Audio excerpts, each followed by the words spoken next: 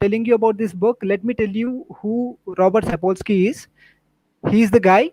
He is a primatologist and a neurobiologist, and he is a faculty at Stanford University.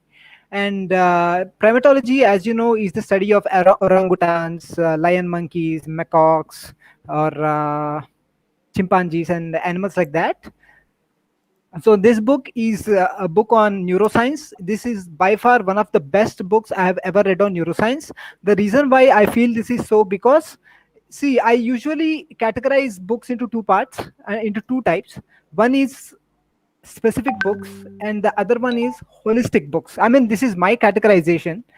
So by specific books, I mean, if you take books like Grit by Angela Duckworth, she only talks about one specific part of human behavior, which is grit or perseverance, right? If you take, for example, the very famous How to Win Friends and Influence People by Dale Carnegie, he specifically talks about the art of influencing people through your behavior, through your actions, through your words. So he takes only one part of that human behavior and try to build a narrative around that, and he tries to explain concepts around that. But this book is a holistic book. So what I mean by holistic book is this covers the phenomenon of human nature from different angles. Okay, so in this book you will find insights from neurology, which is neuroscience. You will find insights from genetics. You will find insights from immunology. You will find insights from anthropology, which is the study of culture. And then you will find insights from sociology, the study of human behavior in groups. So like that, he has covered different aspects of human nature from different angles. That is what makes this book very special. And this book has 17 chapters. It's a very long, dense, thick read.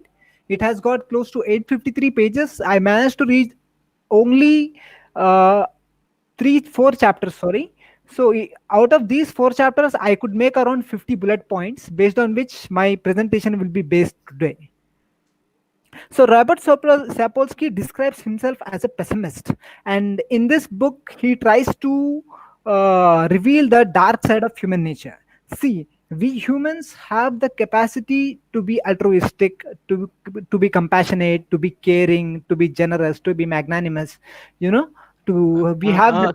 Chandra, can I interrupt you for a minute? Have you shown? Are you showing a slide? Because I can't see. No, I'm showing the slide. Yeah, we can see it. I mean, it says the pessimist is there. Yes, no? I can see it too. All of you can see. Okay. I can see just the. Okay, go ahead, please. I'll try to figure it. Hi everyone, Timmy from the Mix. Today we're going to have a quick look at using 360 video. Yeah, I can see it. Yeah. Go ahead. Sorry, it's my problem. Go ahead. Yeah, is everybody on the same page? Can you understand what I'm trying to say? Yes. Yes. So Robert Sapolsky describes himself as a pessimist. The reason being that in this book, he attempts to reveal the dark side of human nature. So while on one hand, we have the capacity to be good, to be caring, to be altruistic, to be compassionate, to be philanthropic. On the other side, humans also have the capacity to be very violent, aggressive, cruel, sadistic, even, homicidal, genocidal, whatever you call it. So that is what this book tries to attempt, revealing both the good side and the bad side of the human nature. And that's the reason why he subtitles the book The Biology of Humans at a Best and a Worst. Now, if you ask, let me tell you about John Watson. How many of you have heard of John Watson, the behavioral scientist? Hello? No, I did not hear. Sorry. Yeah. So, I mean, you might have at least heard of B.F. Skinner, right? Who is known for his Skinner's box experiments. So B.F. Skinner, he's also the father of behaviorism. No, actually, the father of behaviorism was John Watson, but B.F. Skinner became very famous for taking the behaviorism forward. So, okay, then he's the chacha then. Okay. Yeah. Yes. So, what we see in medical sciences, especially, is this kind of categorical thinking. For example, he is the one I'm talking about. He is John Watson, who made the concept of behaviorism very famous in the early 1920s and 1930s. He said, give me 12 infants. Okay, so behaviorism is a kind of theory which is based on stimulus and response, reward and punishment, right? So if you take few rats in a cage, and if you reward them, they will act in a certain way you want, and if you punish them, they will not act in a way that you don't want them to be. So that is how behaviorism is based on. If you ask a behavioral scientist, he would say human behavior is all about stimulus and response. It is all about reward and punishment. It is all about carrot and stick. If you ask a geneticist, I mean the people who study genetics, they would say it is entirely upon genes, right? So if you take Robert Plomin, who wrote the book Blueprint: the science of DNA, he says that the so-called parenting books that we have today in today's market, they're all bullshit. Ultimately, genes will go on to find their expression at any cost, and no matter how much ever you condition a child to the best of ability to make him the way you want him to be, it is not going to happen. It's entirely on genes. Our human behavior is entirely dependent on genes. So if you ask psychologists, no, it is all about your mindset. If you get your mindset right, you can change yourself to any way you want. So everybody has their own way of thinking, but in this, I mean, this is called as, he calls this as categorical thinking. So he urges the fellow scientists of his community to get rid of this categorical thinking, or what is called silos. Now, there is a very famous theory in anthropology called as anthropocentric theory. Anthropocentric theory means that we human beings are the most special among all Sorry, the living. Sudhindra, can you say that word again? I say again. Okay, anthropocentric theory. Okay. Anthropocentric theory. Yes, anthropocentric theory states that we human beings, just because we are ruling the planet, we are special among all the animals that live on this planet. Okay, so if you take, but Robert Sapolsky says that is simply not true, because if you take a rhesus monkey, on which the experiment, usually the vaccine experiments are being Centric conducted theory. now, yes, we share almost 92 to 93% of our human DNA with them. If you take orangutans or chimpanzees, we share as much as 98% of our DNA with them. If you take banana that we eat daily, if we have 40% of our DNA matching with a banana. You're trying to you get the point that I'm trying to make, right? So anthropocentric theory said that we are all special. Actually, there is, but Robert Sapolsky says there is nothing so special about humans. We are as animalistic as the other species are. So that is about it. Then in the first few chapters, because he has the responsibility of familiarizing the readers with the concept of neuroscience, he explains about the three layers of the human brain. As you see in this, first comes the reptilian brain, then comes the limbic system, and at last you have the neocortex. Okay, let me tell you the function of each system. Reptilian brain, our brain has layers like that of an onion. Okay, on the topmost you have neocortex, then you in the middle you have limbic system, and finally you have reptilian brain. So this reptilian brain consists of cerebellum, thalamus, and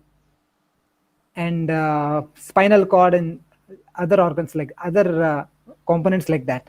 And in the middle you have limbic system, which consists of hippocampus, hypothalamus. I mean, these are some of the parts of the brain that you will find if you just Google it. I'm just giving you a broad overview.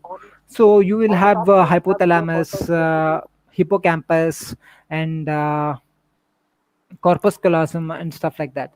And the last one to evolve as per the evolutionary theory is neocortex.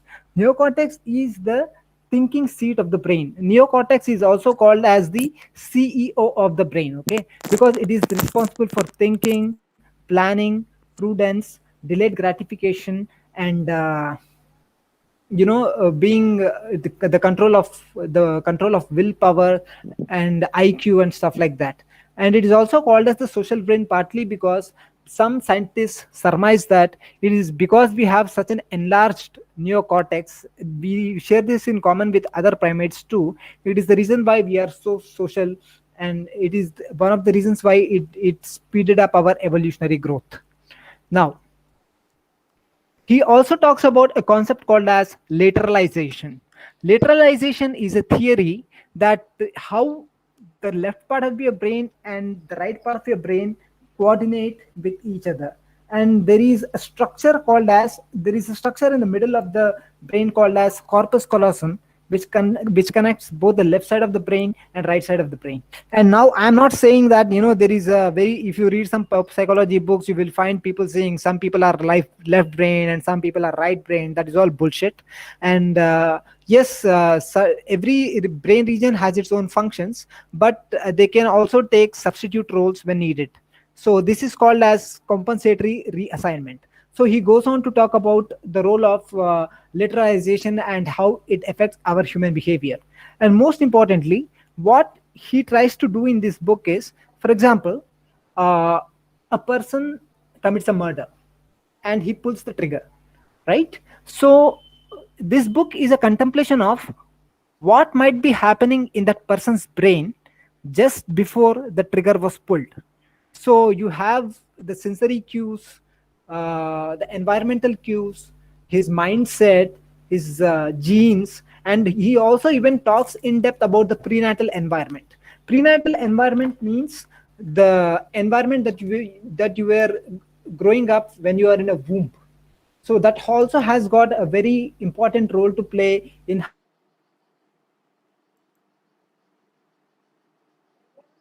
our brain functions. Hello. Sudhindra? Hello. Sudhindra, we can't hear you. I think you went mute, Sudhindra.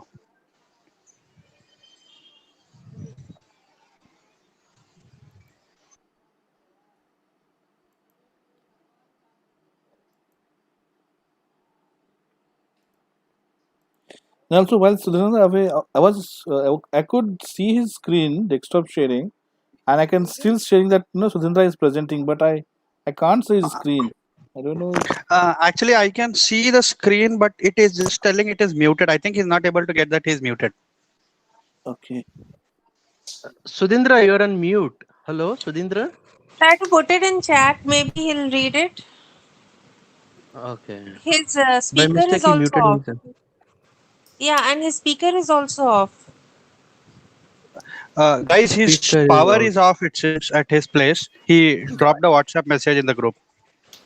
Oh.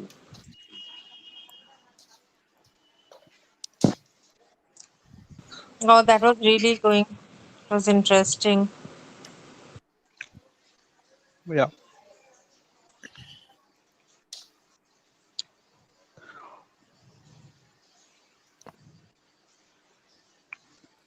So, Mehboob sir, I could figure out how to stream the audio, but I'm not able to uh, stream my screen.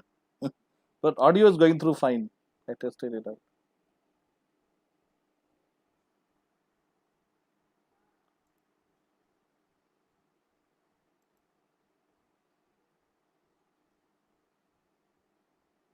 Hello. Yes, sir. So people can hear us but not see our beautiful On faces and Yeah, yes. all, right? Yes. sure. He has already dropped a message on WhatsApp saying that power came back. He will continue just for an update. Yeah. Great, great, great. Okay, great, Telangana is working okay. really fast. Telangana Power Department.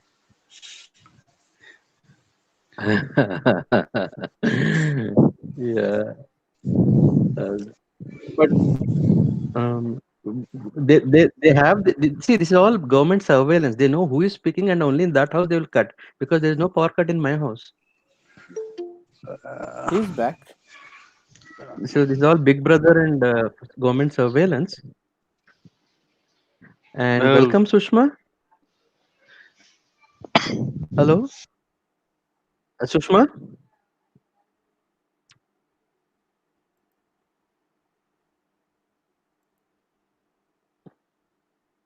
Well, but I don't see him joining back, Sudhindra. So, can someone Um, else? start their presentation? Yeah. So let me see. No, I was just saying Sushma joined just now. So welcome to Sushma. And when I says welcome to Sushma, Sudhindra also joined. Okay, yeah, I can see him now. Uh, uh, yeah. Okay. Sudhindra.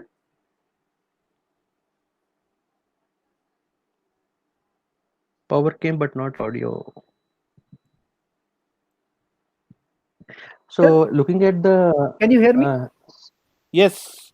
Yes, I can. So shall I continue with the presentation, sir?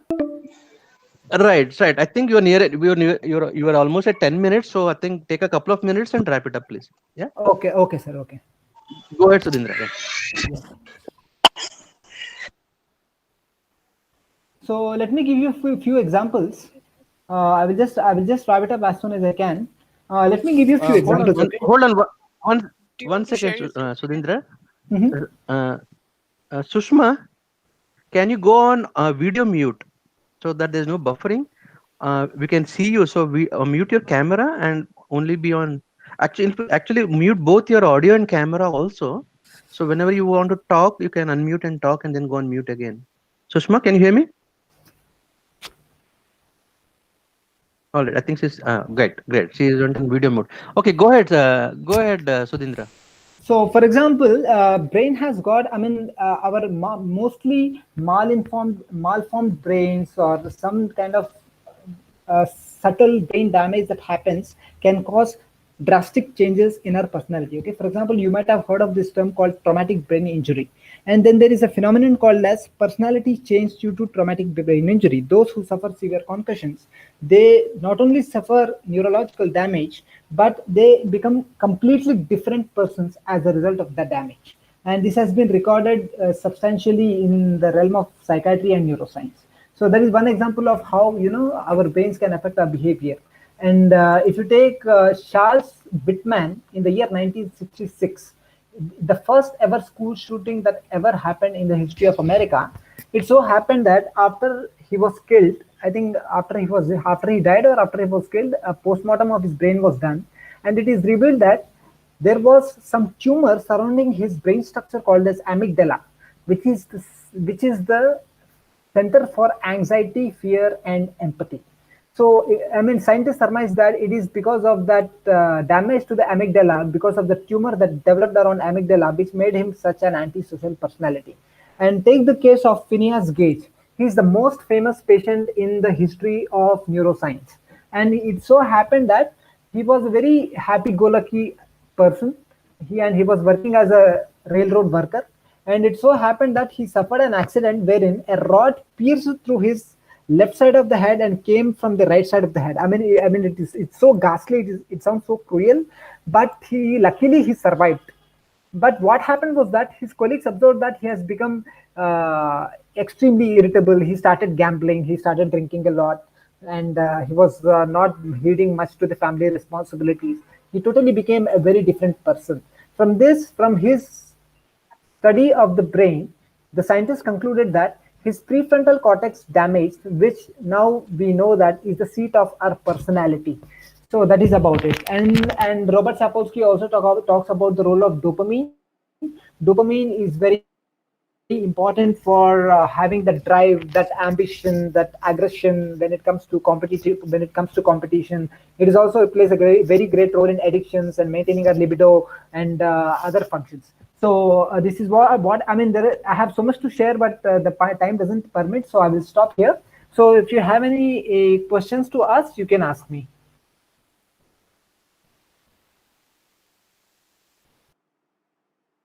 Hello. Hello. Yeah, that was good, Sudhindra. Thank you. Well done. Thank you. So, I have a question, Sudhindra. Surendra. Yes. Mehboob, can I ask, or Yeah, you're not go ahead. taking? No, go ahead, Please. Lavanya. No, go ahead, Lavanya. Sorry. Please. Okay. So this book, Behave, it only talks about the brain, but does it also cover the aspect of mind? Yes, it does cover, because I have read only 4 chapters. It has 17 chapters. So yes, it does cover about the mind also. Well, I have Okay. one more. I have a question, Sudhindra. Does the book Robert Sapolsky's book just help you understand the brain, or does it talk about any influences that other factors might have on your behavior, like maybe your upbringing or other Absolutely, mind-altering absolutely. substances you might take? Uh-huh. Okay, Yes, absolutely. Because if you take, I mean, I forgot to mention this because of the lack of time, but he talks in detail about the prenatal environment, where if a child in the womb is exposed to, I mean, if the mother is drinking too much of alcohol, or if she's abusing drugs like mind-altering drugs like LSD or cocaine, or if she's into any, she has any psychotic illnesses because of which the hormones go up and down, all these things have an influence on the behavior of the child when she grows up. So yes, you are right. And Robert Sapolsky also talks about subliminal cues. Subliminal cues are the subtle cues that we pick from our environment without our notice, and they go on to influence our behavior. So in that way, yes, he does talk about those things. okay, thank you. Thank you. So, Sudhindra, what you said is, of all the brain neuroscience books you have read so far, Mhm. by far this has been the best one. Is that what you're Yes, saying? yes, it is one of the best because it is a very holistic. I mean, I would call it an encyclopedic book because he talks. I mean, if you most of the neuroscience books that I have read, they talk only about one aspect of human nature and they talk about it. One aspect of the brain and they talk about it. But this book is not like that. It is very widely encompassing, and it is almost encyclopedic in nature, and no wonder it is 850 pages. So yes, and I have hardly read some 50 pages, and I could make some 60 bullet points out of this. So yes, and this book is not for the novice readers, because if you are already exposed to neuroscience, then you would enjoy this book. Otherwise, there it might happen that some of the concepts might go above your head. So if somebody is reading about neuroscience of brain, this is not the first book to read. This Definitely, is not the first book to this is read. not. This is So not the what first. would be the first book for like ordinary mortals, ordinary people like me, if they want to read on brain or neuroscience? What should be the first book? Then I told you, right? It is The Brain That Changes Itself by Norman Deutsch. It is really good. The burn that, and that's where you found that phrase, neurons that fire together, fight or fight together, wire together. Is that Yes, the yes, book? yes, absolutely. All right. Yes. Any Okay. other Brain question? that changes itself is a starting word. Okay. Yes. That's from my. That's all from me. So thank you. Thanks a lot, Sudhindra. Thank you. Sorry, Abhishek. Abhishek wants to ask something. No, actually, I just wanted to compliment that I learned a new word today, normal mortals. Okay. See, there are And I normal learned a new mortals word and called there are anthropocentricity. something, and there are extraordinary mortals who normally live in Canada, but that's okay. Ordinary mortals and extraordinary mortals, right? Okay. So thanks a lot, Abhi. Thanks. I think with your talk, I'm inclined to read the book Behave, which Mm-hmm. incidentally was the quiz gift to, I Ankit. think, Yeah, yeah. Ankit, and he has not joined so far. Probably was watching the YouTube SpaceX whole night, sleeping still. So let's see if he joins later. So second talk will be by Sushma. Sushma has read 3 books, and then she told me those 3 books, and I said, of course, it has to be Murakami. I mean, if somebody says Murakami and X and Y, it will be Murakami. So Sushma, please take it from here for 10 minutes. Yeah, sure, sir. Okay. Um, Sudhindra, so, you can go on mute now, Sudhindra. Sure. Audio mute. Sudhindra. Okay. okay. Very warm evening, all people. And what I have read this month is Norwegian Wood by Murakami. And this is the first book I have read from his collection. Uh, and I can't say whether I liked it or not because of a very conflicting summary I had summed up myself. It's one of my Maybe, favorite books, just FYI. yeah, that's Murakami. okay. Not a I know, problem. I'm just saying. Yeah, sure. Oh, Jisha, you said it's your favorite book? One of my I like Murakami, but Norwegian Wood and Wind Up Bird Chronicles, two of my favorite of his, and No, then Kafka on the Shores. now Sushma will change all our bullet points. No, Now that of you have course told. not. No, No, no, I know it's and the book is the book itself is like ambivalent. Some people like it, some true, people true. don't. Yeah, As is the author. All right, exactly. all right, okay, good, good. Uh, Sushma, do you have any screen to share? Screen or yeah, bullet points? People, yeah, I can you have put a that on screen? PPT, Yeah. so I can put Okay. it here. I So don't know how. yeah, Present yeah, now? yeah, yeah. Like, Click on present now, okay, okay, right. and then Okay, select window or tab or whatever you want to show okay, that window. particular yeah Okay, thing. okay.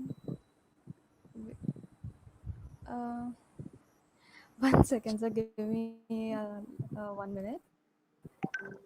Okay. Uh, okay. I'm not able to add it, so like my system itself is dismissing the uh, permission. It is not granting me a window, entire screen, anything. You must grant Okay. So let me. permission in order to screen share. From whom it I didn't should mention. grant you. Maybe. Okay. That the host, right? Okay. So let me see how that is done. And because Sudhindra didn't need me to grant permission. Okay. Um, okay. I think maybe I have to unpin myself.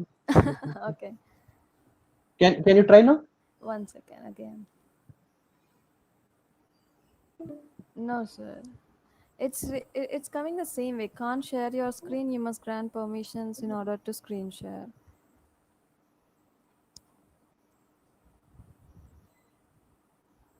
Okay. Uh, I'm used to Zoom, but never this. Your entire screen.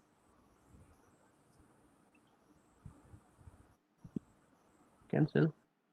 All right. I mean, I will try to see. Meanwhile, you How continue, about please. In the how meanwhile, about if she shares it via email, someone else can present it and she can speak through it. Yeah, yeah, fine. Can I share it to you, sir? Like, Okay. is it a PPT file? yeah, yeah, yeah. It's a PPT one with. All right. Email it to me. I can open it in my browser. Can you just forward me the email address in the WhatsApp? I'll just share you. Okay, Okay. I'll try again. No, same again. This interface is much better than Zoom. I like it, but like feature wise, I think not so great. No, Okay. I think it's a matter of getting used to it. I like this We are interface able much to better than the Zoom interface. Just the whole. exactly, exactly. Uh,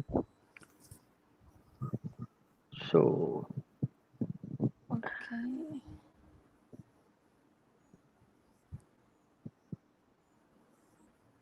Um.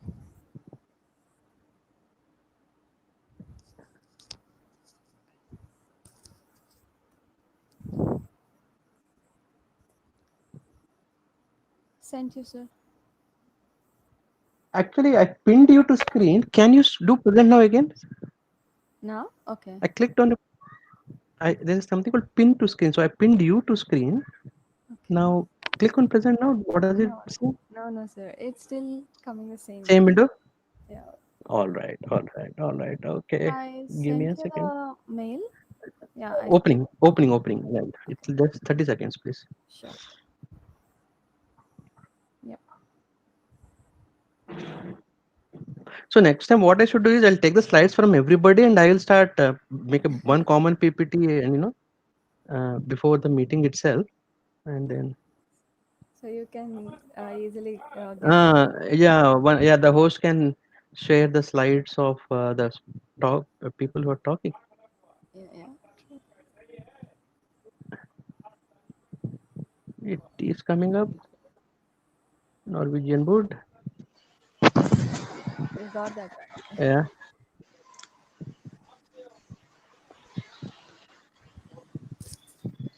Download started. This is on download. Uh, Folks, just for information, actually initially I said that on WhatsApp saying that if we on the subtitles option, it is actually reading accurately and presenting the subtitles very nicely. But then I take back my word because after some time I realized it's horribly interpreting our words. Fully funny. Because If you want fun, you can just on the subtitles and listen as well as see the screen, and you will just laugh. that's because Sudhindra talks about anthropomorphology, fabulicus, something like that. And then Jisha speaks in a Canadian accent, so nobody that thing is not understanding us. Krishna might be confused because of various accents, so it Yeah, shows and it's an and accent. and you know what they translated it? Jisha is Jesus apparently. And So that could be the, true, no? It And you're actually saying that's the only only correct translation. understands me. It only understands me. It doesn't understand you at all. Yeah, and you're saying that's the only correct translation it has done so far. Full Disha, screen, full apparently screen. today you are the target of Mehboob's all jokes and pigeons. Happy to be. I That's because he knows. That's because he knows I can give back as well as I get.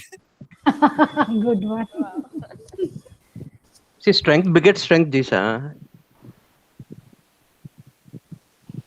Hai ki nahi? Strength begets Strength strength. begets strength. Nice. And insults beget insults.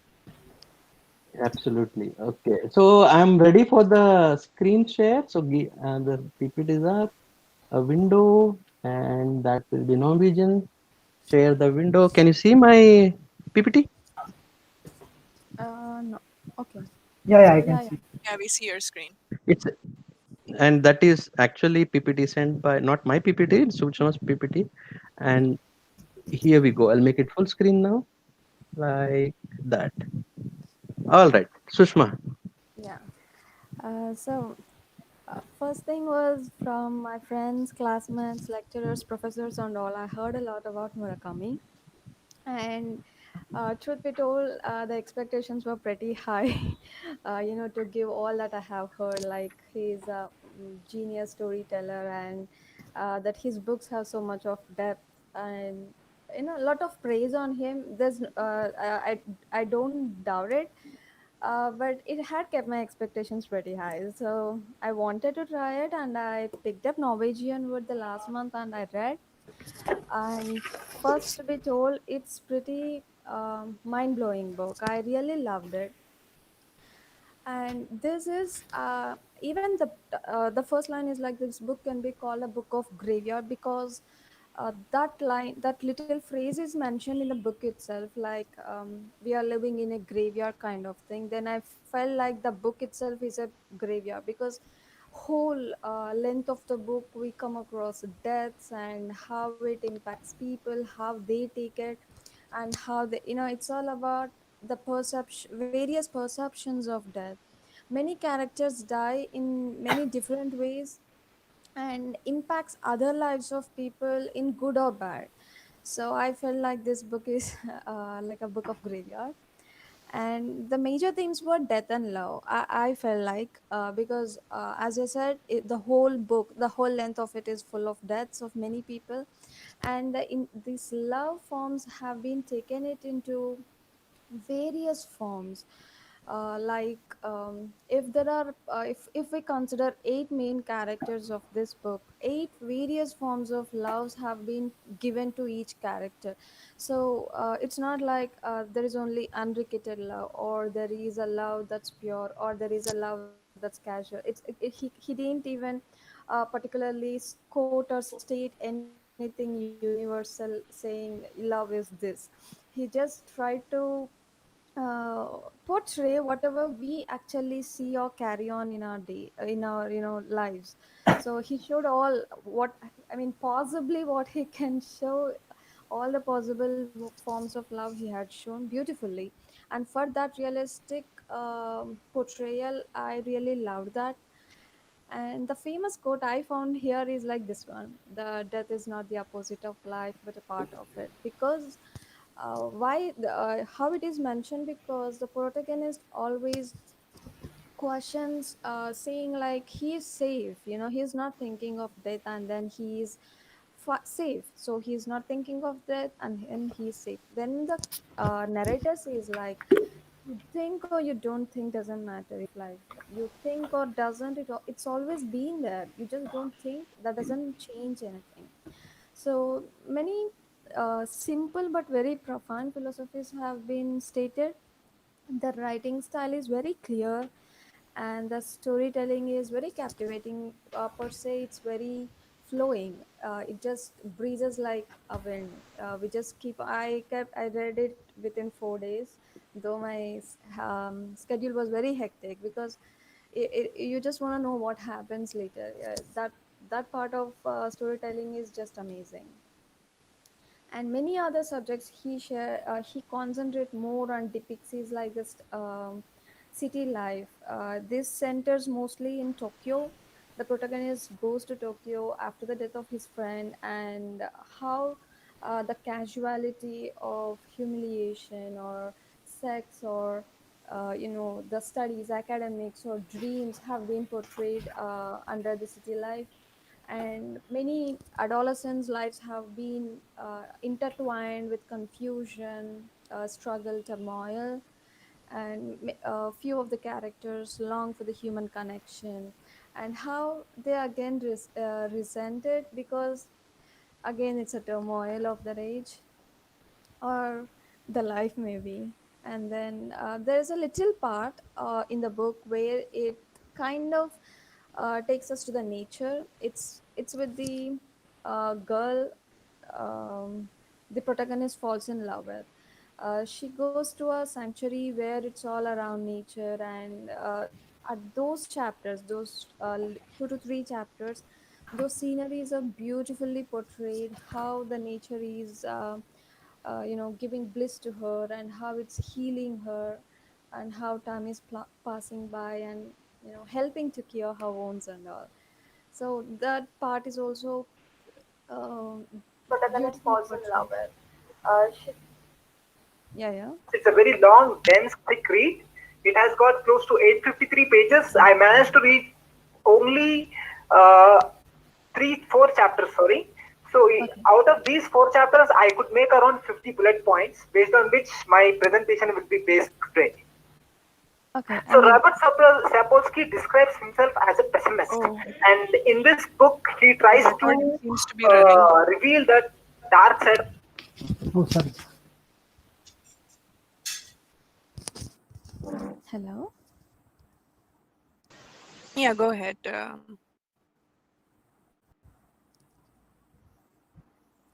Hello. Okay. Go ahead, Sushma. I think somebody is playing the YouTube, which is the past recording of Sudhindra. Okay. Go ahead. Acha. I think Swapnil is playing with the YouTube connection. Yeah, go ahead. Okay. So the another one is like solitude. The name of the protagonist is Toru. Most of the time he lives alone, and he finds meaning or purpose or search at least for uh, what he want to do later after his girlfriend's death and all. So solitude is emphasized more, and unrequited love of 2 to 3 characters. The protagonist doesn't get the love back from his girlfriend because she is suffering from a mental ailment, and then another character's girlfriend also doesn't get because he is into dreams and wanna fly away. So many people face this unrequited love scenario. And the highlights that I felt was like deformities, because it's very neatly beautified. We all feel sometimes we are having defaults, and we keep emphasizing it. And in this book, he even quotes like, we all have deformities, but only when we acknowledge them, we're gonna accept that we are a human, or we're gonna love. So he keeps portraying characters in real with own defaults, struggling and also failing, and are advised in a passive way to acknowledge them and not to reject or to build some resentment towards it. And the death, as I said, death is very thoroughly quoted and thoroughly connected to every character in the book. And it's like the one thing it kind of was new to me was like the Toru, the protagonist, keeps saying like his friend remained at 18 or his girlfriend remained at 21. So he says when a person dies they remain young that way, you know, they doesn't age. We age, we suffer from their death, we remorse their death, but that person remains young, and that he doesn't age at all. So many that was a new perception of death that I have came across. And the next one was vulnerability and deep emotions. That was the very what do we say, that very powerful thing in this book. What I feel is because every character suffer a lot, and the vulnerability or their emotions or the confusion, turmoil, or whatever they are struggling with is portrayed very neatly. There is no fantasized world in this. It's just plain, and it shows how I must say that vulnerability is also beautified, because it whenever they are he had woven all those words around these emotions and vulnerability. It felt very deep. So those are beautiful. And there is a lot of love and hate relationship among the characters. There are like majorly 8 to 10 characters around in the book.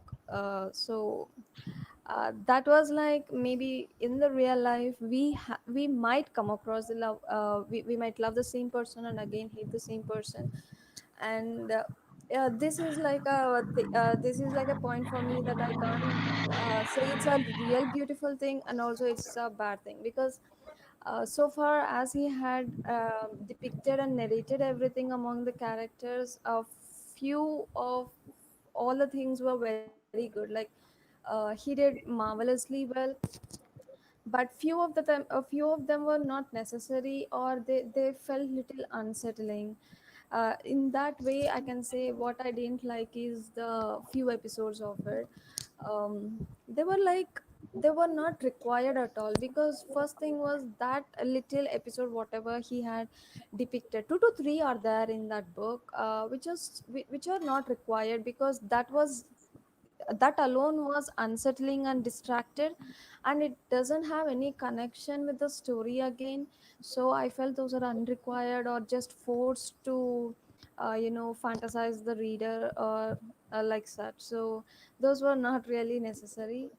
And the ending was abrupt and poor, because it didn't end properly.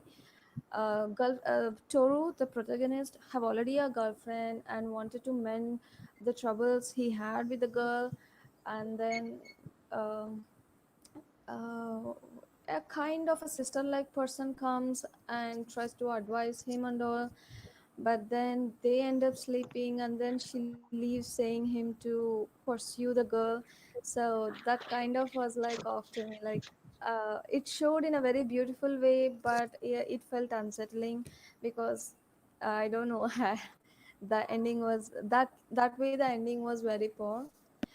But altogether it's a very interesting book, I must say, though I have few parts I didn't like. The first thing, it's a very vivid love story. It's like intertwined and many forms of love with many people. And there was one person called Nagasawa, and he is very clear about his perception that he can't love, or he doesn't love, or he don't want to love. He just want to pursue his foreign ministry, go abroad and work. But his girlfriend is very stubborn. She knows what he does, but still she wanna love and all. So many forms of love are shown. And there is another one who like Naoko, who loves a protagonist but can't be with him, because she thinks she wanna be only when she gets better with her illness. So that way the love or the love story in between the characters or in normal also is shown in various forms that are realistic in nature, that we everybody can correct in one or other way. and human connection is beautifully shown, not just with the death, normally also, like we suffer again and then we long for the human connection, and Okay. then um, so in that way it is shown like we get hurt or scared again, but again Okay. we long for the people. So in Okay. So over, thank you, Sushma. We'll take questions here. yeah, yeah, yeah, sure, sure. So that way it's all complex. So anybody has questions about this book? I have a Want to ask question for anything? Sushma. Yeah, yeah. Okay. So, is this book a read for those who don't read much fiction? Can it? I mean, is the language too dense, or how is the language? Is it an easy read? It is How a is? very easy read. The story is very lucid. The language is very lucid. It's very Mhm. clear, easy. You don't even need one word to look up in dictionary. It's Oh, just very flowing. You can easily read it. If you have like couple of hours in your hand, you can just read it in one go. sure. And to your first question, it's a realistic fiction. If you're looking for a deep realistic fiction, you can go for this. And what I felt by the ending is everybody takes what they want from this book. Is only about death or only about love and all. You may take something from this one, maybe dreams or persuasion, solitude. So I felt the beauty of this book is that it's very complex in its own way, and every person takes what they want, it highlights, the book highlights only what other readers, it's like a magical book, some sort of thing. So Okay. in that way, but if somebody doesn't like it also, I think the book is doing justice, because maybe they don't need or they are not looking up. So that way it's very wrapped up, but also you can enjoy it. It's all about how you read. Yeah. Sure, sure.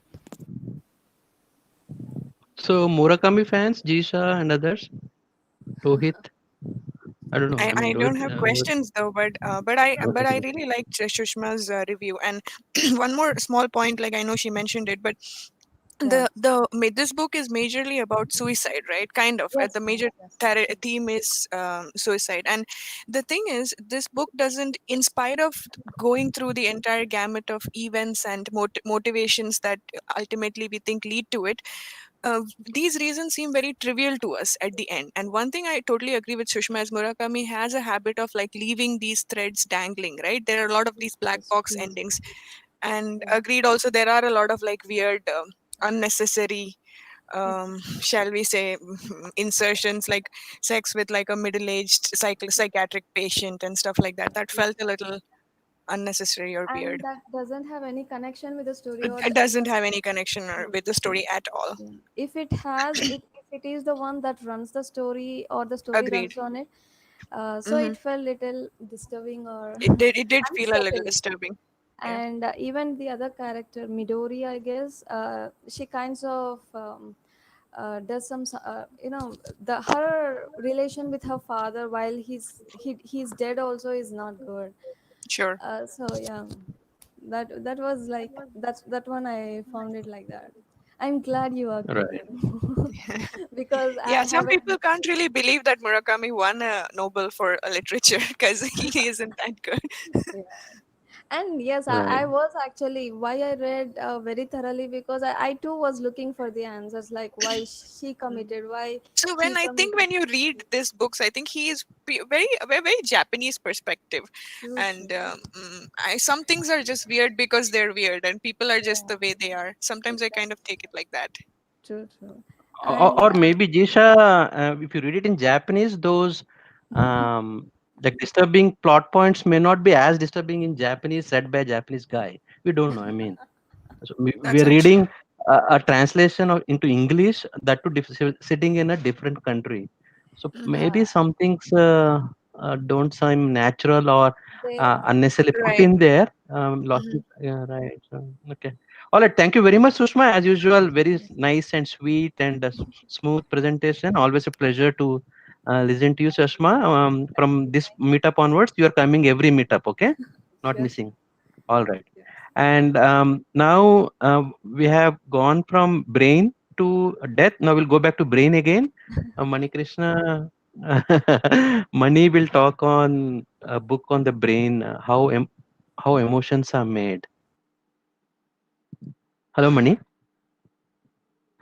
Mani. Hello. Yeah. Hi. Can you hear me? Mani, take it. Yeah, can hear you. Take it from here, please. Yeah. Am I audible? Very much. Yes, I can hear Yeah. you. Yeah, Great. So let me share my presentation. Hope it goes through.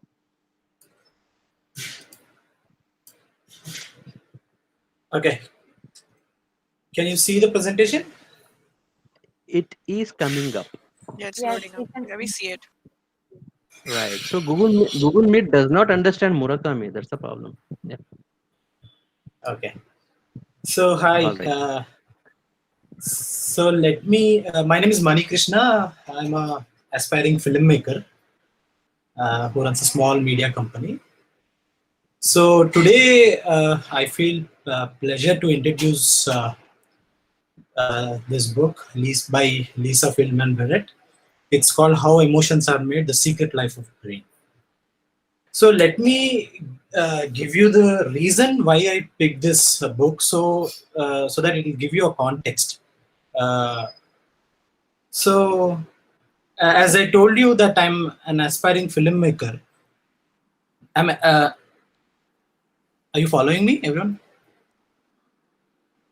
Yes, yes, we yes, can. yes. Yeah. So my first assumption, as I told you, I'm a aspiring filmmaker. So I come to with all the interaction with draw and the literary people around. I thought telling story with emotions is the most effective way of telling story. So, and immediately after this realization, I thought subconscious is the go-to place for this, exploring this, so the story effectively.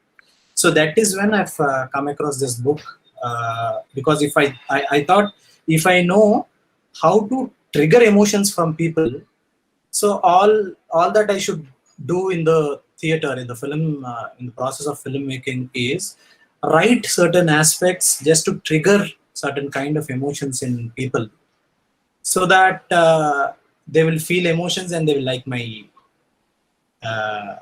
story. So this was my assumption, and to my surprise, this book has changed my view completely. Hopefully, by end of this presentation, it will give you a glimpses of showing how I'm wrong in my all assumptions. So probably the end of this presentation will give you that. And coming to the disclaimer, I want to give a small short disclaimer that all. Money, you're muted, Money. Oh, No, I can hear. Yeah, Mani, we can hear you. so, am I audible Yeah, to I can everyone? hear you. Yeah, We you're can hear fine. you. I Yeah, yes, yes. Okay. So here I want to give a small disclaimer that some headings of this particular PPT are just fictitious. Not everything is from a book. Some I've deliberately kept it to provocate, and there are certain amount of exaggerations in the titles, especially, just to You're already a filmmaker, Mani. catch your attention. You're not. You're not an So aspiring filmmaker. You already are. so I am giving you a concept of three realities. Hopefully, so the concepts of this book will give you elaborations of these three realities which I'm speaking about. These particular realities which I'm presenting on this slide is just my understanding of this book, but not directly presented by her. So what do I mean by physical reality? The physical reality is everything which we see around the buildings, the atoms, the soil, everything which is physical, including the beings around us, is physical reality. And there is social reality, where all our interactions with people and the society we make, the communities we make, comes under social reality probably. And the mental reality is the concept of reality in our mind, which we believe as truth, is the mental reality. Clear? Is everyone following? Yes. Yes. Yeah, yeah, Yeah. yeah. Okay. Yes, Okay. yes. Okay. Okay.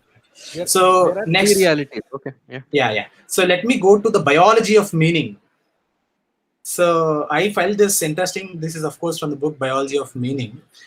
So the emotions, this is a new way of presenting emotions, whatever Sudhendra has presented so far, and so many other books probably give a different version of what our perceptions are all about, or realities are about, or how we interpret, and how, for that matter, my previous assumption that all I need to do is evocate certain kind of emotions from the from human beings, as if all the emotions are already ingrained. All I'm trying is to evoke it. So the biology of meaning is the contrary of it, which talks about the constructive aspect of building emotions. Starts all these aspects will involve in biology, in the process of making meaning. So which includes perception. There is a new term called interoception, concepts which we create, predictions which we make, categorization, regulating body budgeting, effects, effective feeling, actions, all this uh, comprise of which all these things makes the biology of meaning. If you see the biological aspects of any meaning which we see in life, probably all these aspects will have a say in the meaning which you perceive in your real life. So even yesterday's discussion about the mind and soul aspect, I want this particular slide heading is the inspiration from that. Is it the sixth sense? We know all our five senses from which we can perceive the reality. This is a new uh, sense uh, called introception, which will give the meaning for the emotions, and create the meaning from everything which we see around in our real life. So this interoception is your brain's representation of all your sensations from your internal organs and tissues, and all this blood flows and everything, which are the reasons for your feelings and subsequently to your emotions. So here gives me a contradiction to my earlier assumption and hypothesis that it is evocative. No, I cannot evocate. So this particular aspect says all our emotions will be created biologically then and there at that point, every second of our life. So nothing is there are pre-existing, and those will be created. And this particular biology of all sensations in internally creates meaning, be it fear, be it happiness, be it anything. These sensations are the real factors which contribute to the uh, feeling and emotion which we subsequently, that emotion is not creates our meanings in our life. And then the subsequently the the representation of reality in our mind, which we feel it as truth, and somehow those contributes to their belief systems, and then those contributes to our moralities, and those contributes to our value systems. So this is a sense which we will not realize but actively participate in the process of creating meaning or creating feelings and emotions. So as I've given you that this particular interoception activity happening in our brain, which is responsible, and apart from that, and I've given you a list of aspects which will give the meaning for your biology for your meaning. So we all feel we are free beings, and ours is a free will. Apparently, with this book, I've come to know that uh, uh, our reality, or whatever we experience in our real life, is this particular second we are living is apparently the prediction by brain in the previous second. It's all the world which you are creating, and this moment which you are particularly feeling is the creation by the last minute of your created by minute in the by your brain in the last minute.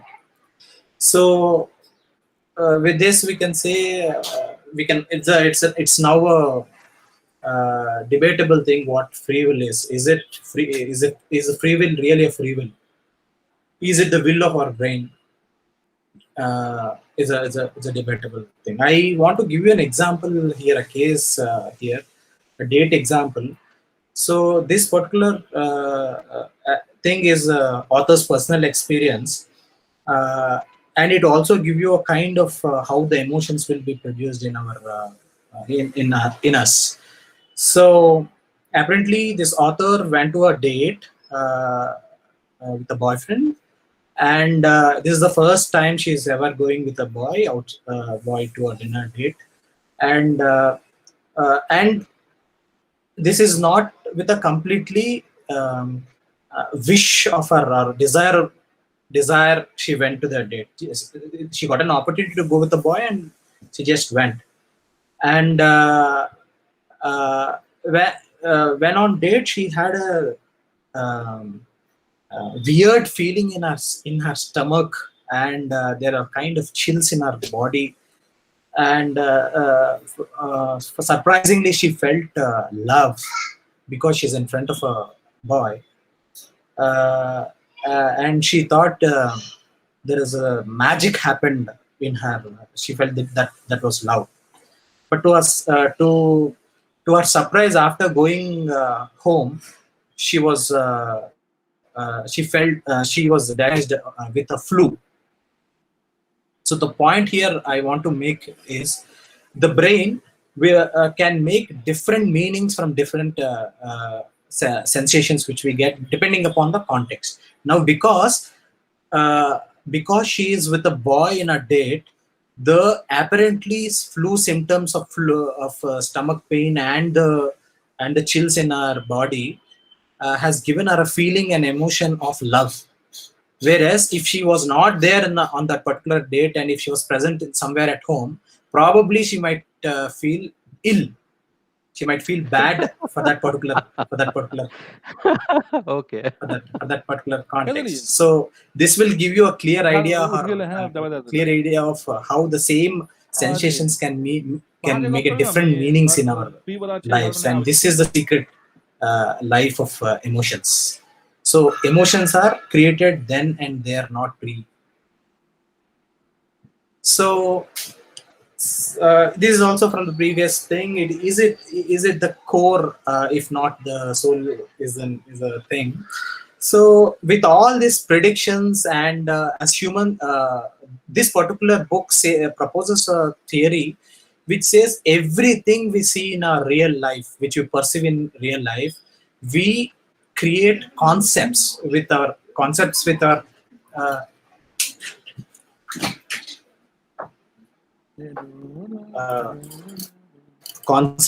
of our reality in our brain based upon the actions which they create and the goal which it fulfills for our existence and ease of our living as such. So so our brain from the birth or from the prenatal stage itself will have a set of feelings. It will have a bank of feelings which we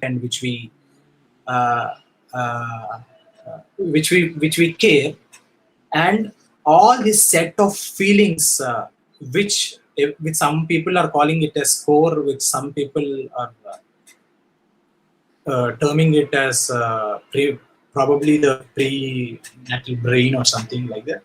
But this is particular. This I somehow inferred from this book, which is called the affective niche, is a set of for a set of things which we feel good, and for the set of things which this forms us actually.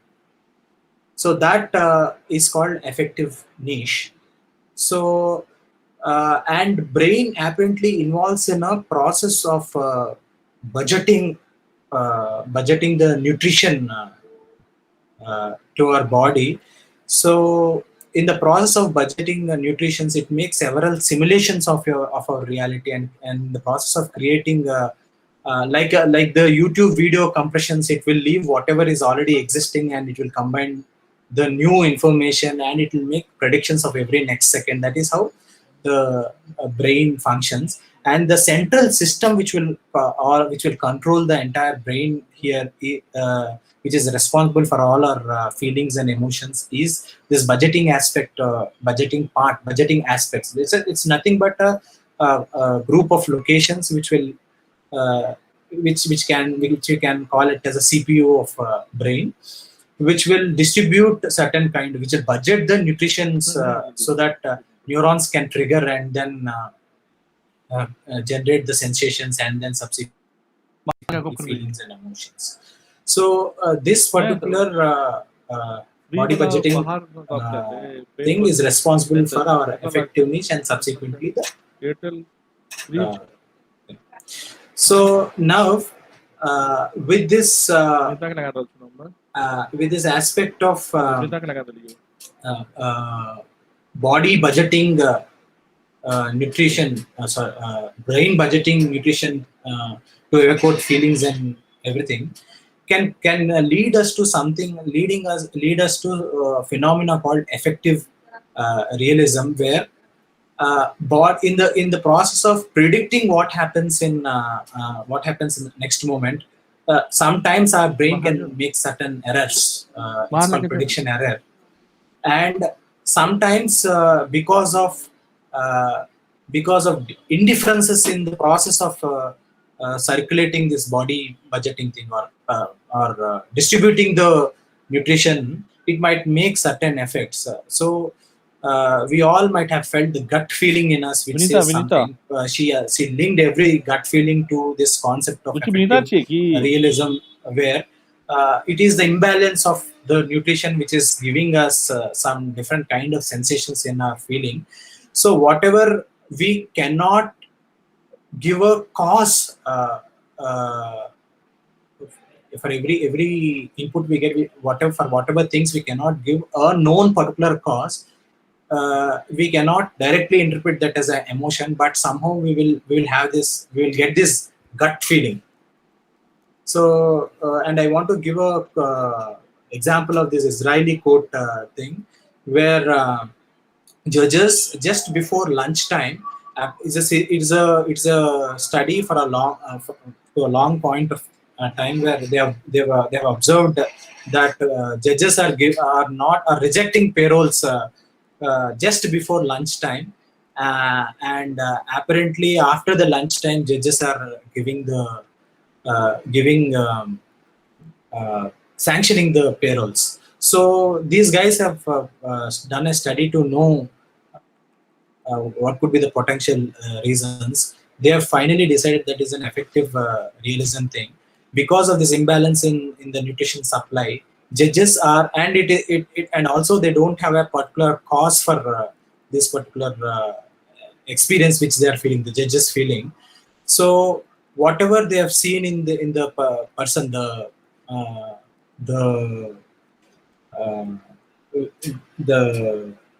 person who is in the trail, they felt their faces and everything. The gut feeling said they are criminals, which is actually deception by brain because of the imbalance in the budgeting system.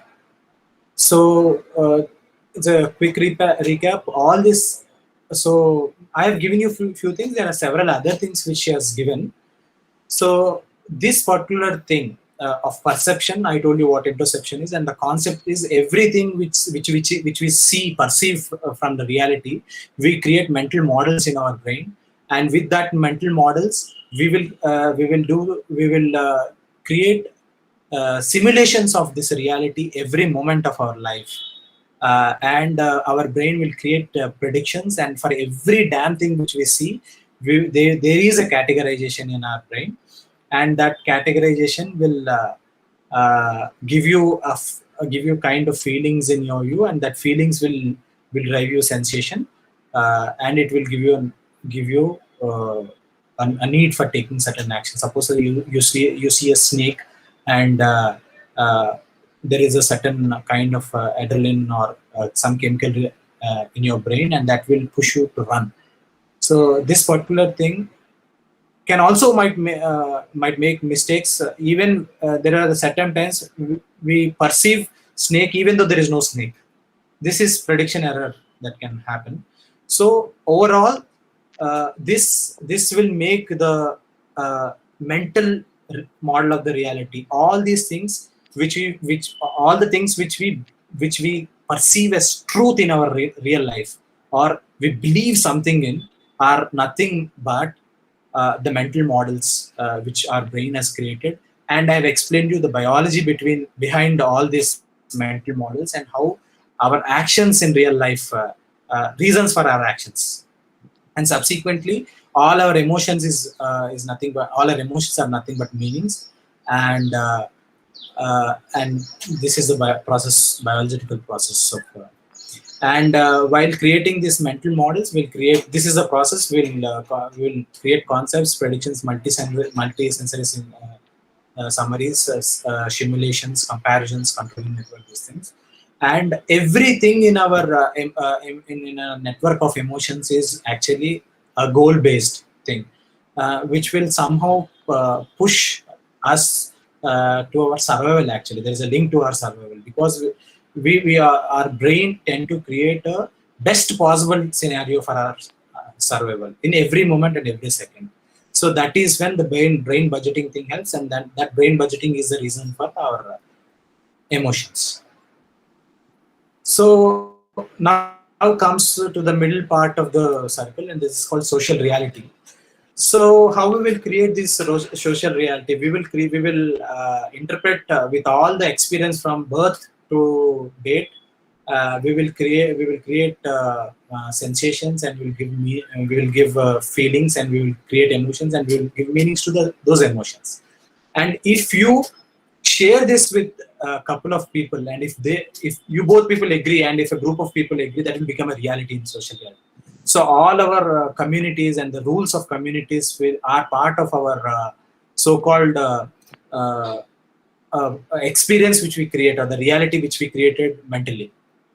So if take any new thing and give a new function, and introduce it with your next brain, next mental model, next model next to you, that is couple of people, and if both people agree, then it will become a reality in our real life. So and while feeling these emotions, you will also communicate these emotions with other people, and subsequently you will influence them, and they will also from you create adapt to that new emotions, because this particular emotions which you have felt and expressed, that has given you uh, a trick, or a survival mechanism to get past through a particular hurdle in your life. That is a indirect communication for other people to learn that this works in our life. So that is how everyone around us will learn. We learn from our parents and our near community, and the chain of communities is nothing but the social reality which we found. All the systems, the judiciary, everything which we see in real life uh, is part of our core emotion thing. And this is the social reality of it. Hopefully I've linked how we have how as an individuals we create we create realities in our mind, and how we will transmit those realities to the people around us. And if people around us will agree to those new realities, that will become the norm in our society. That is thing. So it is all coming to the actual structure of book. The structure is divided into two parts. One part is this new way of looking at emotions and how those triggers, they call them is constructivist model, as then emotions are constructed then and there.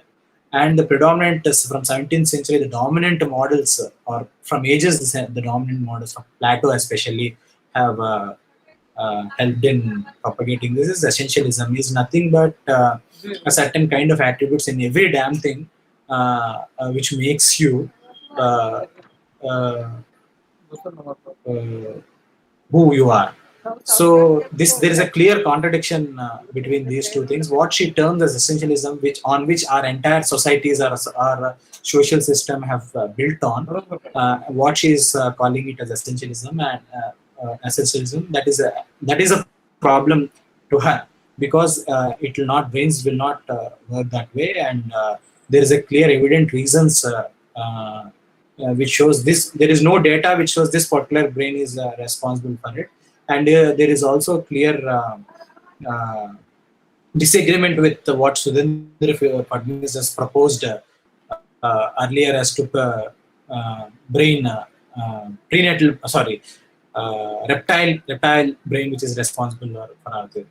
And the second part of our book basically deals with how we can use this theory in our society, how it affects the law, as for example, the law and order thing, and how we can perceive it with animals, and how we can make our lives easy by learning different emotions altogether.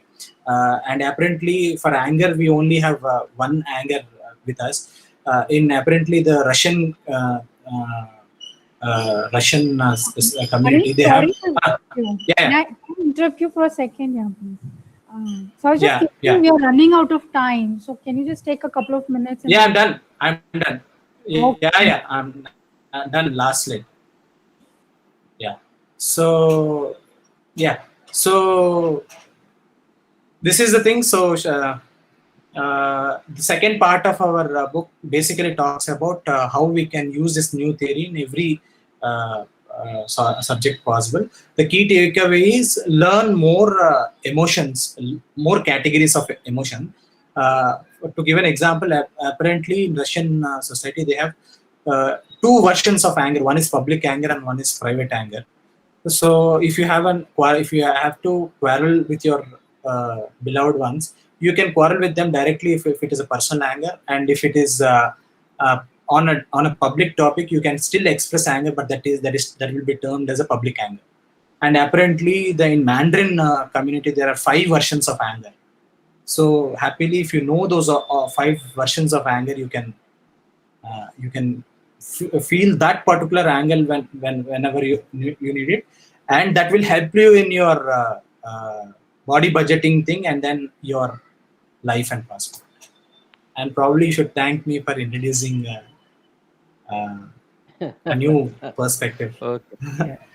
Yeah. Oh, We thanks a lot. thank you There for is- such interesting No, concepts we'll that take you a couple of come to. questions. Yes, if there is anything you can. I have a point to Yeah, make. yeah. Like Manikrishna rightly said, even I have read Actually, that. So in that, the lady makes a very clear distinction about the limbic system. I mean, limbic system is thought as the seat of emotions, right?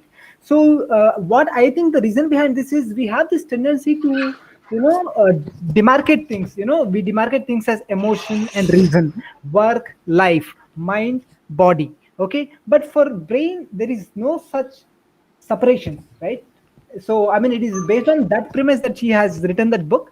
But yes, this book is one of a kind, because this book is the only book which I have read among neuroscience which argues that there is no such thing as emotion center for the brain. You need the entire brain to orchestrate emotions in your mind, and you need to, like you said, you need to expand your emotional vocabulary so that you can feel more feelings than usual for a rich, colorful life.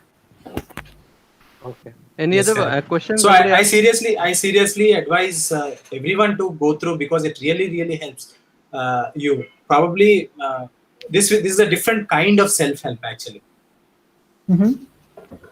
To know various emotions in itself is a different kind of self-help for actually communicating well, and also to feel good. Yes, and Okay. she has also given a TED talk also, right? No, if anybody else has a question, if anybody else has a question at the moment, otherwise we will. Hello. Yeah, Mr. Mani. All right. Yeah, tell me, please. Yeah. So this book, How Emotions Are Made by, does it also strongly say, like you were talking about two different kinds of anger, but don't you think there are Yeah. two different ways of expressing anger? Because anger can be expressed in different ways, right? Correct. So There are there are there are is there there are a probably, connection that the author yeah, yeah, has yeah, made, very much, very how much. people? Yeah. Yeah, very much. And it is not just two versions of expressing. There are several versions of expression. Okay. Okay. There are several versions. You have your own versions and several versions, and there is a range of things, not one or two. There are several versions of expression. Okay. So whatever we regularly see of uh, uh, making your eyes big and everything, those things are just stereotypes. Mani, Yeah, I have yeah, a question for you. yeah. See, the cultural context of emotions depends on nation to nation and culture to culture. But how Correct. about, psychologists have identified 6 basic emotions like anger, Correct. disgust, fear, happiness, sadness, and surprise. So, Right. yes, these may have different expressions, like Pratna Madam was saying, but at the core, they Right. remain the same, right? So, how would you sync it with your concept of See, expand your See, this particular book actually is in contrast with all the psychology. It's I, actually fighting with all the psychology developed till this point, mhm. because all the psychology, apparently, she's the majority of psychology, she says, is depending upon the essentialism which we talk right now, which basically says that you inherently have something and it will be evoked. So those are the reasons for all the psychology, even the behavioralism, for that matter. Hmm. So this is I the new think way of thinking. okay. Sudhindra dropped and joined again. All right, that was the last question for Mani. Thank you very much. Well Thank done. you, thank you. Yeah, thank you. Very nicely presented. Yeah. And we will go to Sapiens by Sirisha. Hello, am I audible? Very much. Okay, Yes. fine. I know we are running out of time, so I would just probably would want to wind this up quickly. I'll start with the. Okay.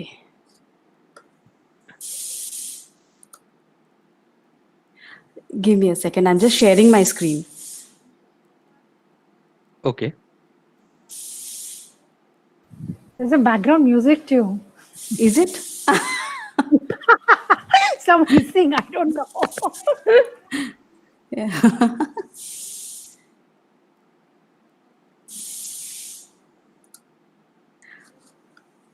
Okay, I think there is some permissions thing, Mirabi. Are you able to see my screen?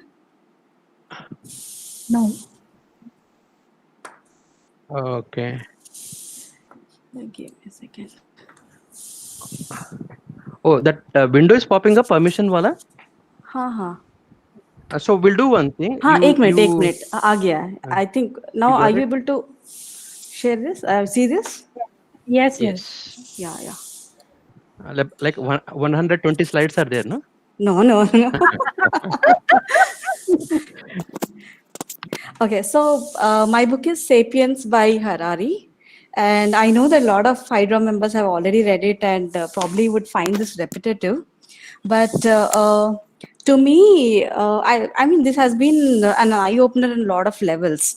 Okay, so this book basically talks about how from being just another species among all the species on this planet, to the level of dominance, to where we are, the kind of, he encapsulates the entire journey in this book. Okay, so as I was saying, we were just yet another species, isn't it, on the planet. Okay, so what he says is there are crucial things which has contributed to the evolution process to the point where we are today. Okay, and one of the key thing responsible for that, he says, is the development of cognitive revolution. Okay, the phase of cognitive revolution where our brains started to get larger than what they were. So our brain proportion when compared to the body is actually much larger than a lot of other animals lot of other species. Okay, so this has led to the use of our humans to imagine. Okay, so probably a dog or a cat or a tiger might imagine whatever is there right in front of them, or they might sense danger, or they might sense hunger, or something like that. But we have the power of imagining something which is not there at all. We have the power of telling stories. Okay, so that gave us an edge to start with. Okay, so see, it's like, in the initial phases of evolution, the alpha male would need one-on-one control of the entire group to effectively control the group. So in that way, probably the alpha male would control like what 10 or 15 or 20 group members at max. But in order to control more and more people, in order to gain more and more control, or in order to gain more and more power, what we needed were stories. Okay, this he calls it as collective imagination. So if we tell a story about how, things are, there's a river, and then there's a tree, and then there is a tiger sitting near that tree, and how we can collectively fight it and all. So this uh, gave an edge to the alpha male to control more and more people without personally interacting with them. So when this large group of people who believe in a particular story, they are together, like they are one group automatically, is what he says. Okay, so this has led to better cooperation between larger and larger groups, and rapid increase of social behavior started happening. So this very organically led to the agricultural revolution. Okay, wherein instead of just being hunter gatherers or foragers, we have started to agriculture.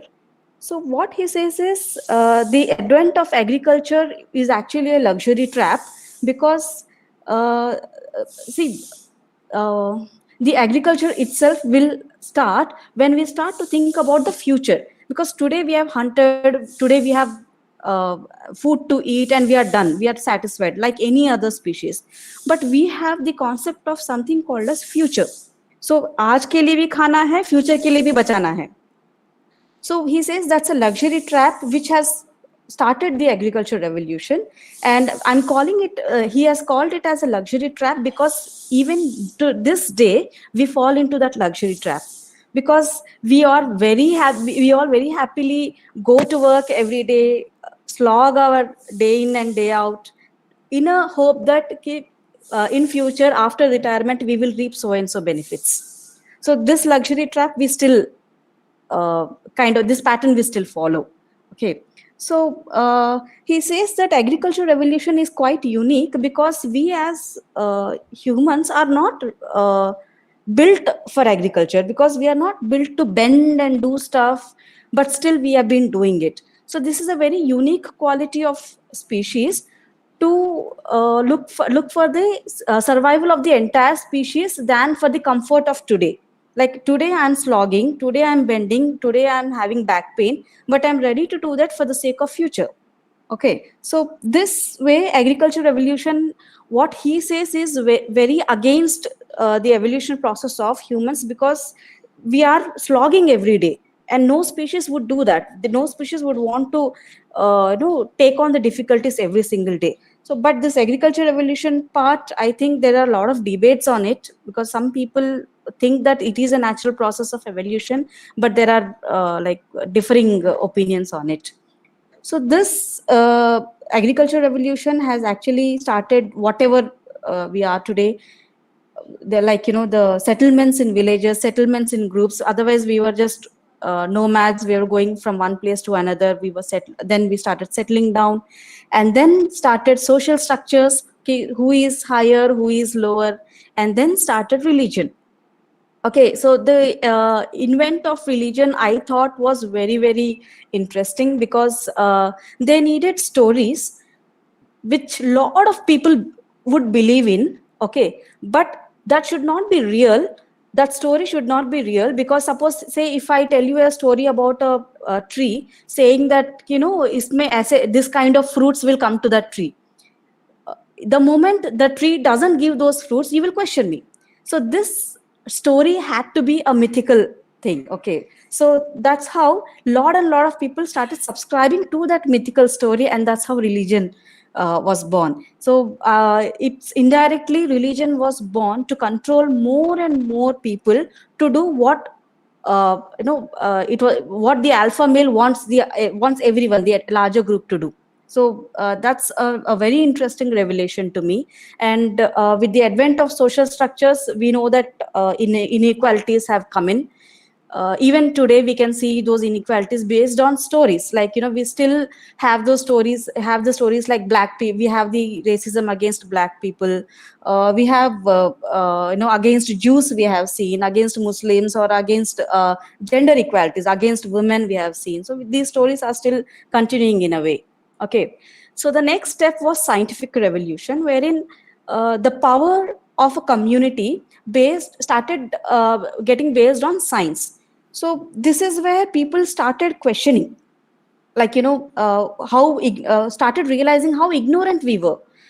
We know that when the lightning used to happen, and we thought that it's a wrath of gods and stuff like that, and then we now know the scientific reason why the lightning occurs and all. So the discovery of the scientific revolution basically brought out the ignorance in us, and this kind of gave a new power to human species. Okay, so that's the reason the empires and all, they started giving importance to science to have an edge over the other empires. And as and all, we started becoming more complexly connected networks of individuals. We needed more and more way of communicating, we needed more ways to transact. Okay, so that's how the money was invented. The concept of money was invented, otherwise it was a barter system. Okay, so the money necessarily doesn't mean dollars here or rupees here.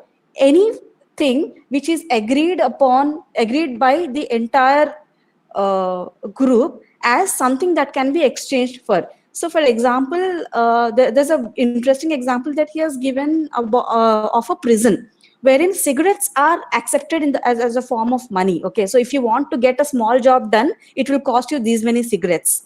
So that's how the advent of money has come, and then it naturally paved way to industrial revolution and the capitalistic society. Okay, so that's where the concept of consumerism started, wherein we have been given a notion that to consume more is good, to have a lot of things is good. So that pushed us into consumerism and all.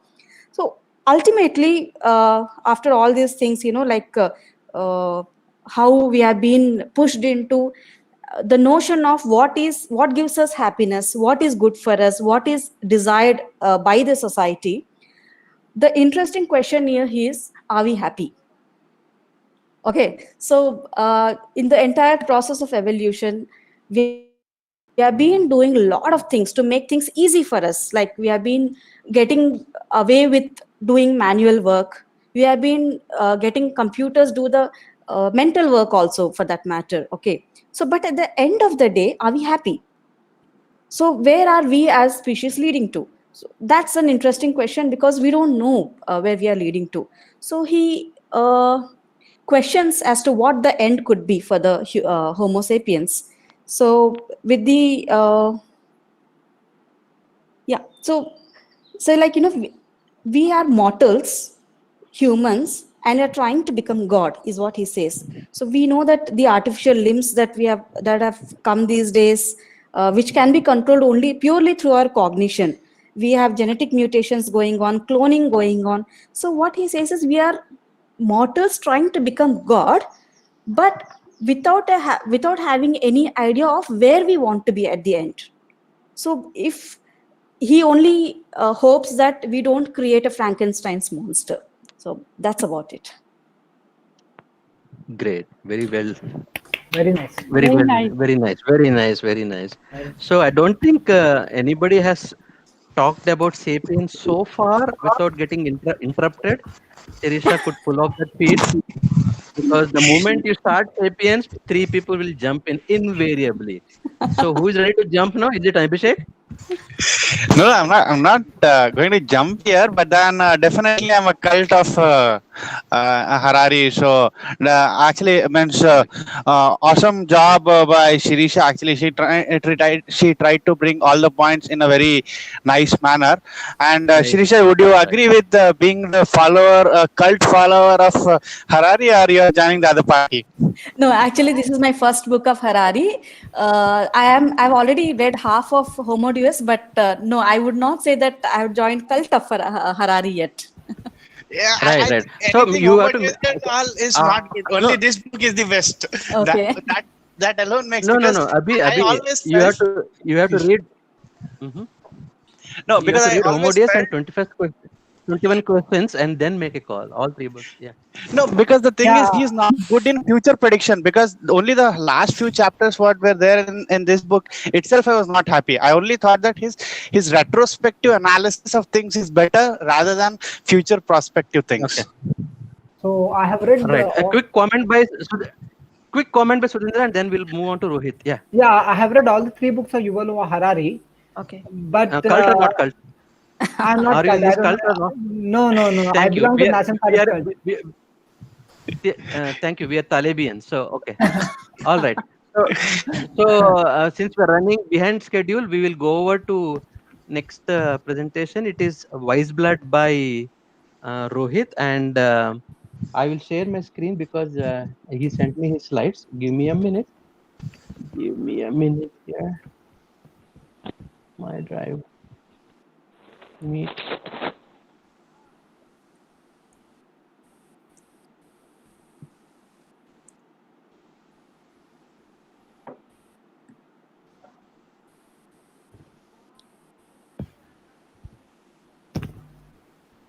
Okay. Can you guys see the screen? Hello. Yeah, yes. Can you guys see the screen? Yes, we can. And Yes. Rohit, you there? Yeah. Yeah, Yeah, Rohit, can take you it from hear here, me? please. Yeah. Yeah, can you hear Yes, I me? can. How's my voice? Yeah, Like, sure. is it loud enough or? Loud enough, very Yes, nice, it very is. cute. Go ahead. Yeah, okay. Okay. I just go through those points because it's like I'll have to repeat I mean the plot and everything again. So it would be better if you like go through these. Like these are very short, and you'll get a picture of what I'm going to like talk about.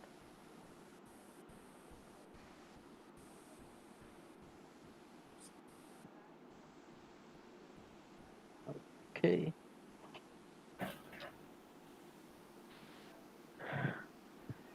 In the city. Okay. Quickly I go and. No, these are the last 3 points. Just show them the first three Oh, points also. okay. Sorry. So you can start from Yeah. here. Sorry. I think by mistake I went to the second slide. Yeah.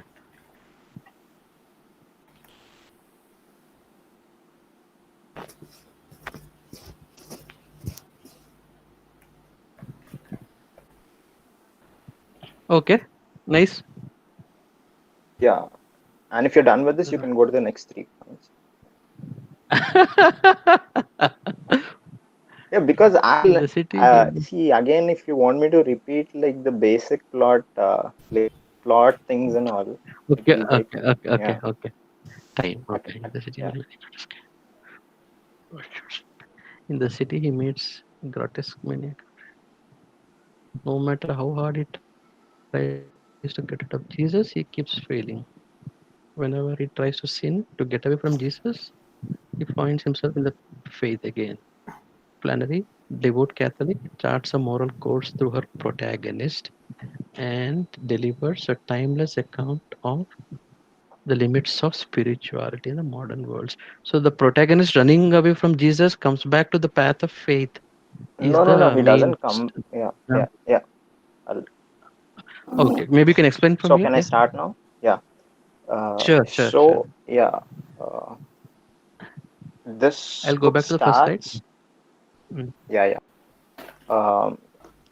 Actually, like Hazel Moats left to serve in the army like for about 4 or 5 years, and upon returning to the town, like his village, his town, he finds that uh, uh, like there is no one he knows, like his entire family has vanished, like uh, so like he um, as I said, it's a family of preachers. They're uh, they're like um, typical Southern American like Orthodox Christians, and and yeah, and then he decides to really test, like put to test like like whatever he knows about life, and start a new life, like as a preacher of a new kind of philosophy or a like concept, just to like get rid of Jesus. Like um, he's totally against Jesus now, and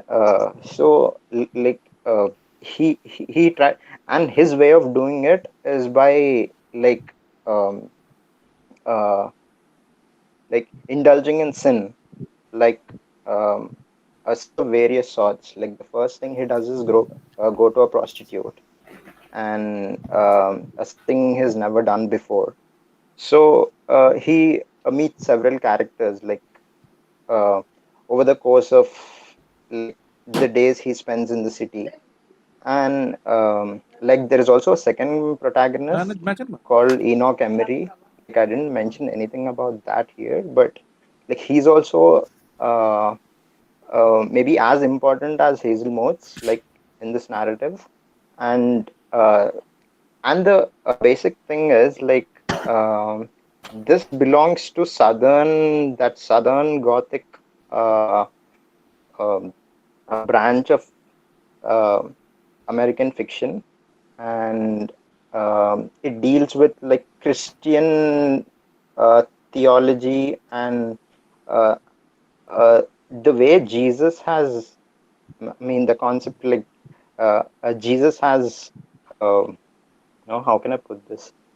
Uh, he- he's so deeply into the subconscious, the collective subconscious of the South, of the American South, that uh, like how people take it, and how those people individually like interpret Jesus and live their lives, uh, like uh, and stick to a certain set of morals or philosophies, is the core of like Flannery O'Connor's fiction. Like how um, uh, like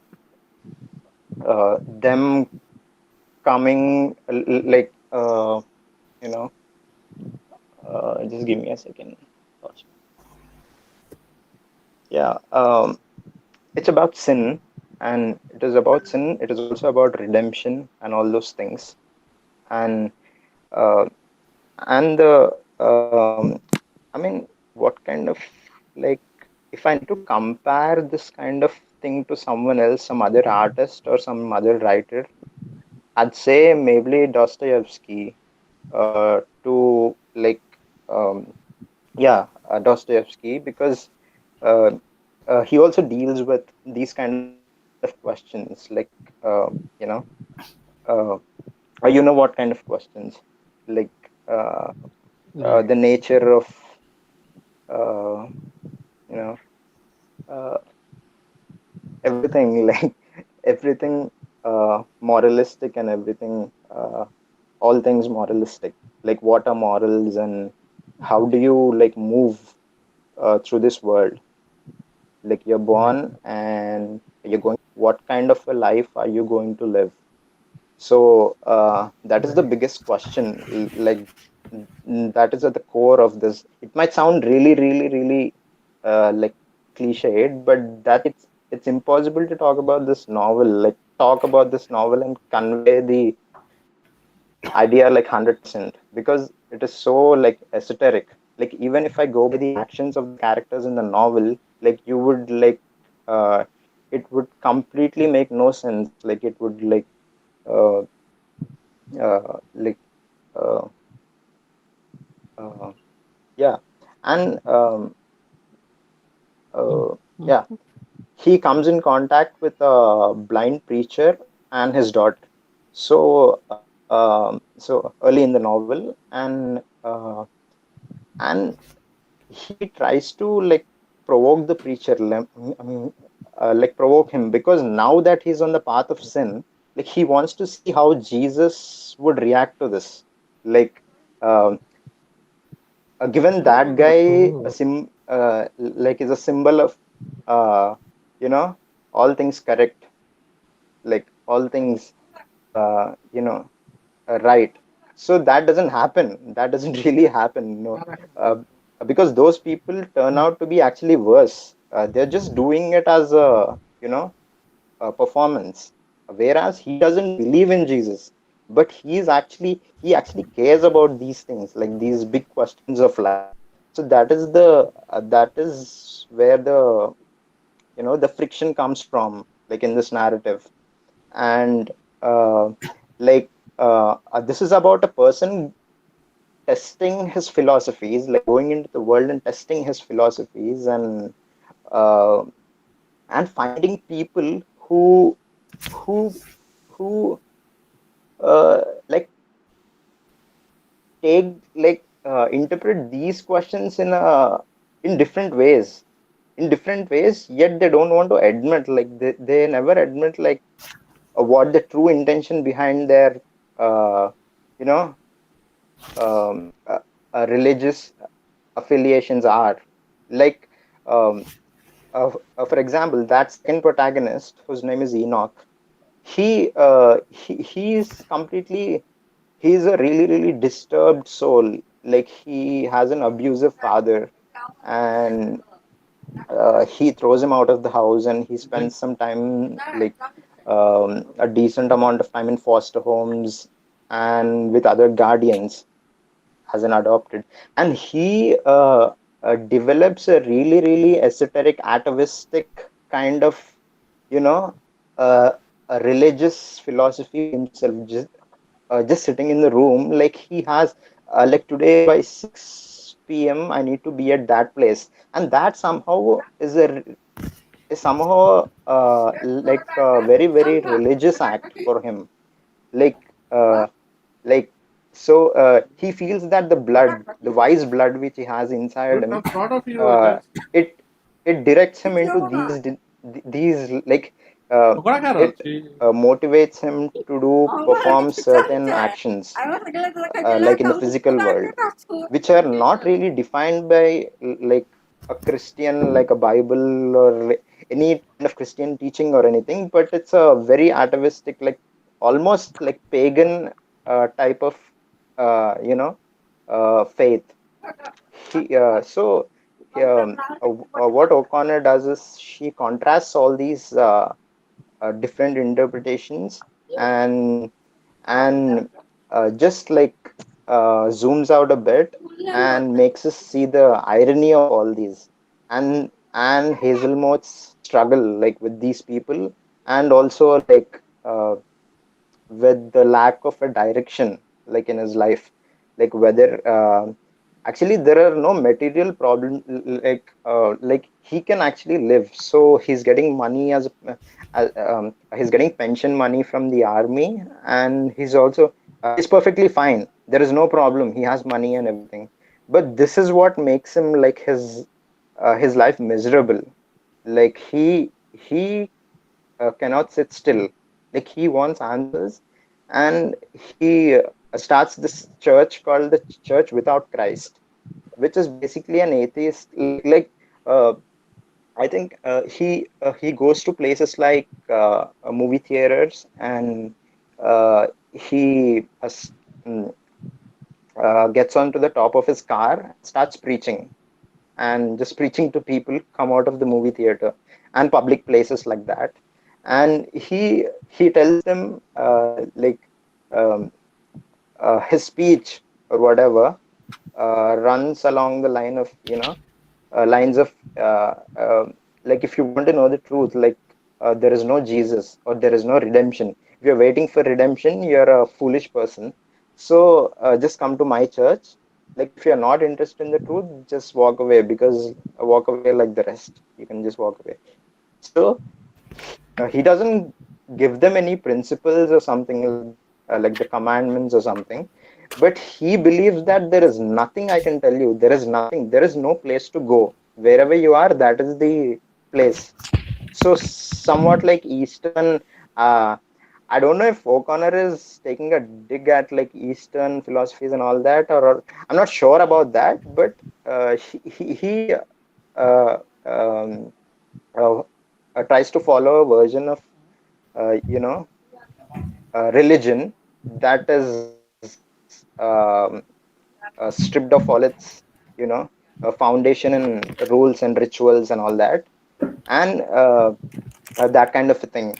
And when like one day, like when he is on his car and preaching, um, uh, he he meets a person who like he comes to him and starts a conversation that he says he really really sees something, like he really really you know um sees a lot of scope in this, like scope for business or something like that. Like like, okay, I get it, like you're an intelligent person, so why can't we like uh, use this for profit? So he like stops him from preaching and starts preaching his own kind of thing. Like he says, this is a prophet. Like I've known him for 2 months, and whatever he has told me, like I've followed all that, and I'm really, really, I'm a changed person now. And so if you join, so Hazel doesn't know what to do. Like he gets off the car and starts, I don't know this person. I don't know who this person is. So, these kind of people, they you know uh, uh, make his journey harder. Like their intentions are something else. Like if we talk about Enoch, he is so internal. Like he is so low, like um, not really accessible to anyone except himself. So and this Okay. guy is trying to make money from it, make a business out of it. So he should like find his way through all this, and decide for himself like what to do. I mean, what to uh, like, if you get Okay. what I'm saying, uh, Okay. like So Rohit, we'll take some yeah, questions here. yeah. Anybody want to ask Rohit? Because the books that normally Rohit selects are not simple books. That much we can be assured of. I think I don't know how he how you even bumped into this book. Apparently, this is a 1950s book, right? Yeah. Rohit. Yes, So how did yes, you yes. come across this book? How did you come across this book? Also, I'm not sure. Who, in what way Like we talked about you this. We decided? talked about how, yeah, how I select my books. Yeah. Yeah, but other quickly, if Yeah. Okay. You want me to anybody. talk about that? Like how No, no. I Yeah, yeah. stumbled Is on it this? part of some? Yeah. Is it part of some like quest, or you wanted to find out something that you got? See, normally when people like you want to know about some human nature or try to find our similarity between a picture and its literary origins, you kind of pick up those books. But Yes, yes. this one seems a bit different. So yeah, tell me. Yeah. It is like at the core, this is about philosophical definition, like meaning like you're acting in certain ways, and by the Okay. end of the day, like you want to define those actions, like you want to like um, like like what is the meaning of it?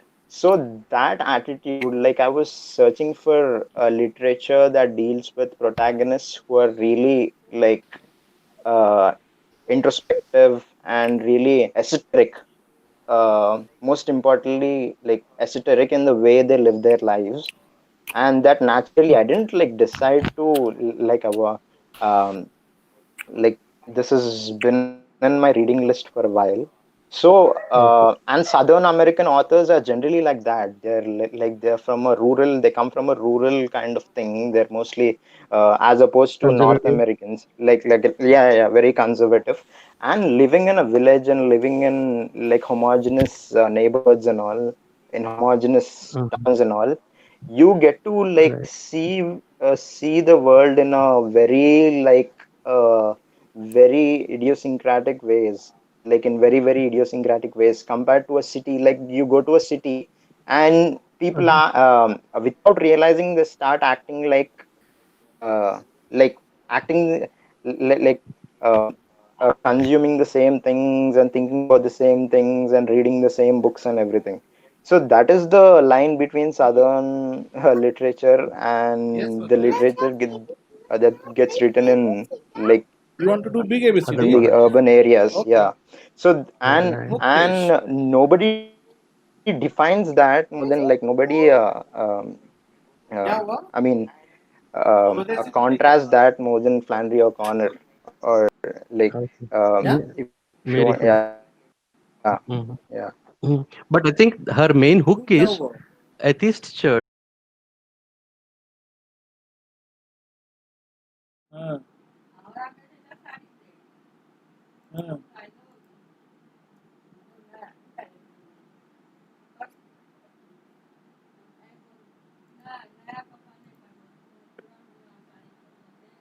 Sudhindra, please go on mute. Sudhindra, please go on mute. Maybe put it in the chat.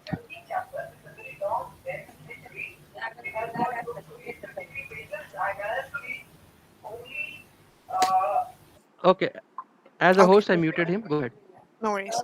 Okay, so this book is the second book by Colton Whitehead that I've read, and he is like an African American author. He writes about a lot of themes involving racism, segregation, and basically just the racist past of America and how it has been sort of codified and institutionalized over the years.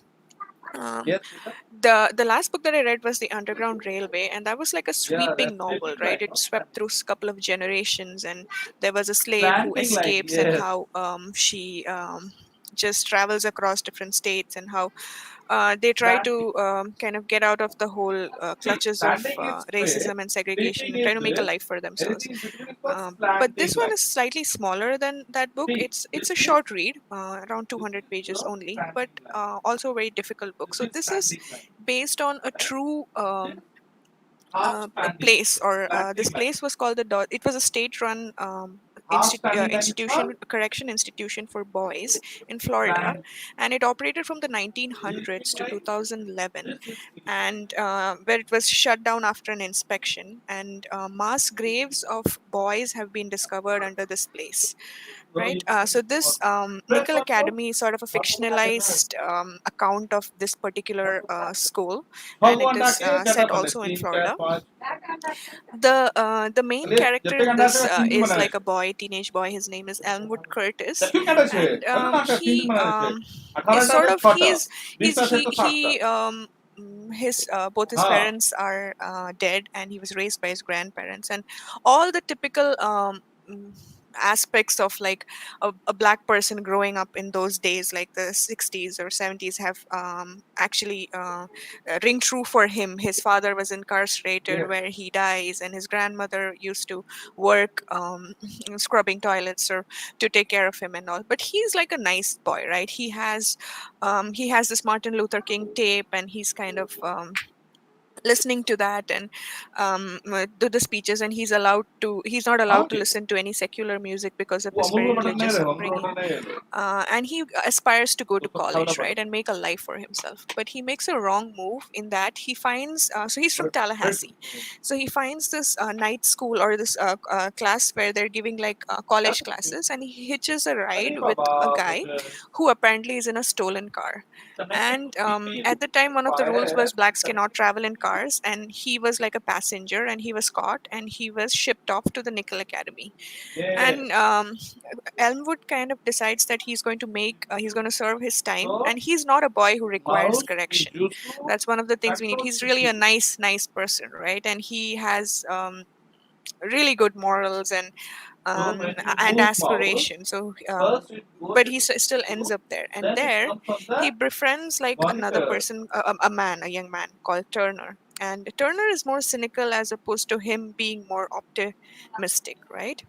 And but all of his efforts to keep his head down and sort of spend his time there and get out of there is doomed to failure, because this academy is a place where a lot of the white boys are pitted against the black boys, and there's just an institutionalized uh, regime of torture that's running in this place. And we see one of the things about this book is, even though there is like depictions of horrible violence where there's beatings and like with switches and different things, there's Whitehead doesn't go into detail into any of these acts, but that kind of makes it all the more difficult, because he just kind of glosses over those actual acts itself. um, so basically that is kind of the whole story is based on this, but the underlying themes, of course, are this this chapter of racism that the US had, right? And they tried to redact it from history and try to gloss over it. And even today, like with the George Floyd case and things like that, we do know that it kind of exists, where there is this undercurrent of racism and kind of different acts against consciously or unconsciously, whether you want to call it racism, even from what it was in the segregation era, where the rules are different for the blacks versus the whites. And at the end, Whitehead tries to wrestle with the words of Dr. King, and which Elmwood used to listen to in his tapes. And that is like, send your hooded perpetrators of violence into our communities after midnight hours and drag us out onto some wayside road and beat us and leave us half dead, and we will still love you.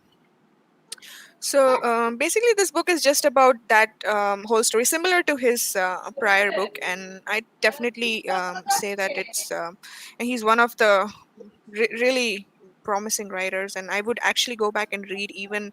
I think he has around 7 novels. Read even the past ones that he's got, right? So that is about this book. I don't want to give too much away, because it's basically just an account of what happened there. And the funny thing is, like, even an author like Colton Whitehead, he only came to know about these.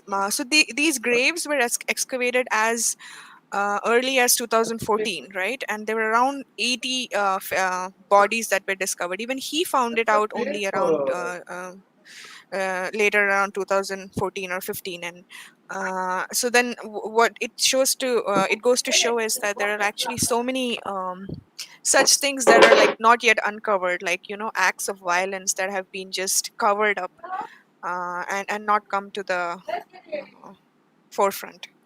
So that's about this book. And the next book that I've read is it's Less by Andrew Sean Greer. This is a Pulitzer Prize winner of 2018, I want to say, and one of the comedy comic book a comedy novel that won the Pulitzer. So the theme, so this actually based on an account of the loosely based on the author himself, Andrew Sean Greer, and this book was actually widely lampooned in the literary community for being like a white gay man in his 50s and his middle-aged white gay man problems, right? Walking around in San Francisco. So it isn't really serious material, is what they what is generally felt, right? And people think that it's a little it is a little hard to feel sorry for a person like that. So it starts with a minor novelist, and he's Arthur Less, and he suddenly finds himself single, and he receives a invitation in the mail, which is from his much younger boyfriend who had left him. So they were together for several years. The boyfriend left him and goes for another guy who's again older, again younger than him. And so Les is described as an author too fresh, too old to be fresh, and too young to be rediscovered, and who never sits next to anyone on a plane who has heard of his books, right?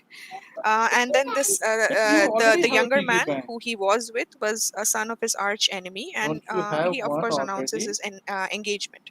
So following this, Les will accept a slew of writerly invitations, and they slot together to provide a round the world trip. So these are different stops he has around the world. And he just wants to avoid the wedding, and then he also turns 50 somewhere along this whole writer circuit of writerly engagements. And then it's basically just the struggle of a lot of writers and freelance writers just in order to survive. And it's about the crazy journey that is a writer's life, right? And he also talks about the insecurity of authors and the vanity of the literary industry's self-absorption, right? And sometimes its irrelevance to most people's life. And this story is very simple. It just tells the story of basically he's like a sweet man, and the industry has just eaten him alive, right? But they also talk about how his youth was spent as the lover of a celebrated poet, and because of that, like that was 30 years before the book began, and he had his second boyfriend. So um, he kind of, because of his past as this very celebrated poet who he actually was in love with, he sees himself as the periphery of things, right?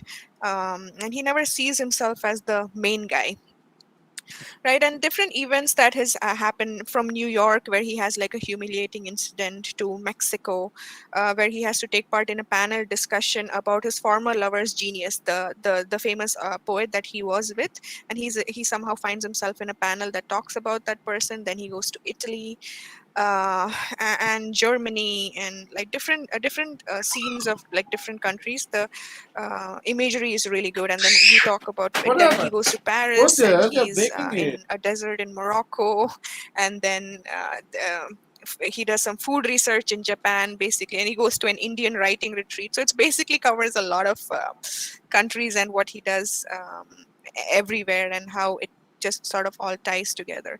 So that was kind of this book, and I thought this book was hilarious.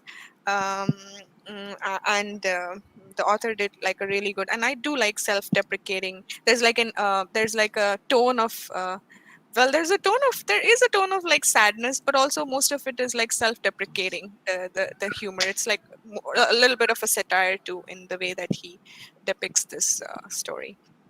So those are the two ones that I read. All right. Very interesting, Disha. Now, this Less is a fiction novel, right? Yes, it is, but it's loosely based on Andrew. Well, he says, because the author is also gay, middle-aged, and he isn't a very, shall we say, famous author. Andrew Shaw. And by any chance, he himself is gay?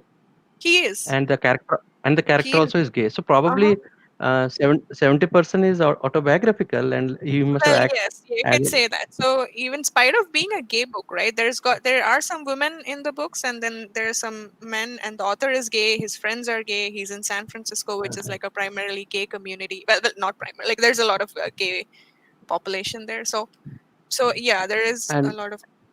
Yeah. And the comedy parts really tickle you. Really, you get a I laugh think out of yes. you when you read the book. Yeah, I do think it was funny. Like I don't read a lot of comedy books because not all humor appeals to me.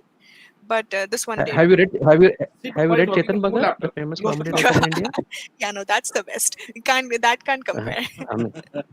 Yeah. He's the top in comedy. Yeah. Yes. So very well. Thank you. Thanks a lot. Very well and nicely and sweetly presented. So questions for Jisha. That is also Papa toy. Hello, everybody's on mute. Please unmute and ask. Say something. But this is Papa It was toy. nice presentation. I would like to read less. I think since it's won the Pulitzer Prize. I think Both Jisha, of the them other have. book that you talked Both about, of them yeah, has. So the if one you had also to won. pick up Colson Whitehead, I would suggest Underground Railroad. Other than more than Nickel Boys, Nickel Boys was good, but Underground Railroad was just brilliant.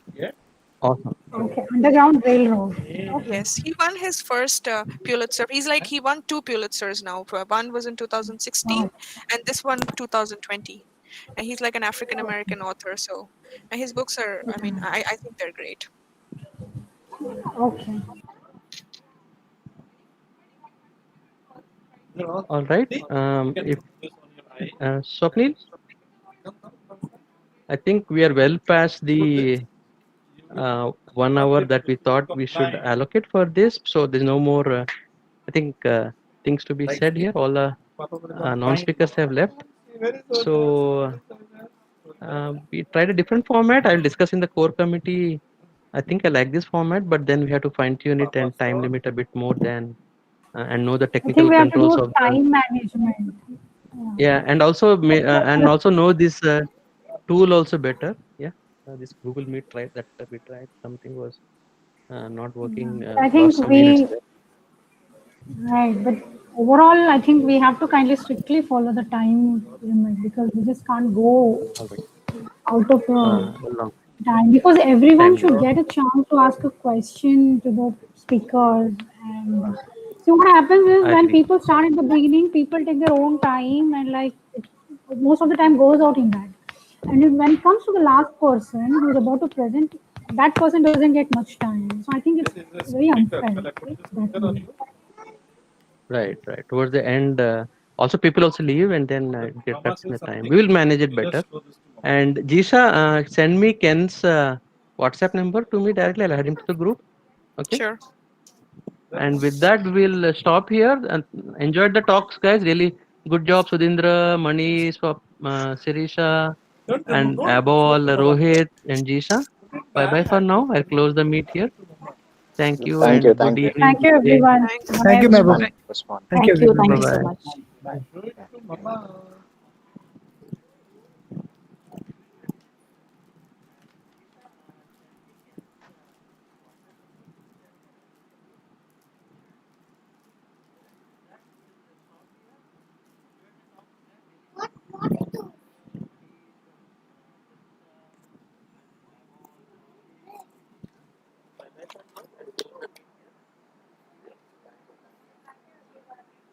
Thank you, everyone.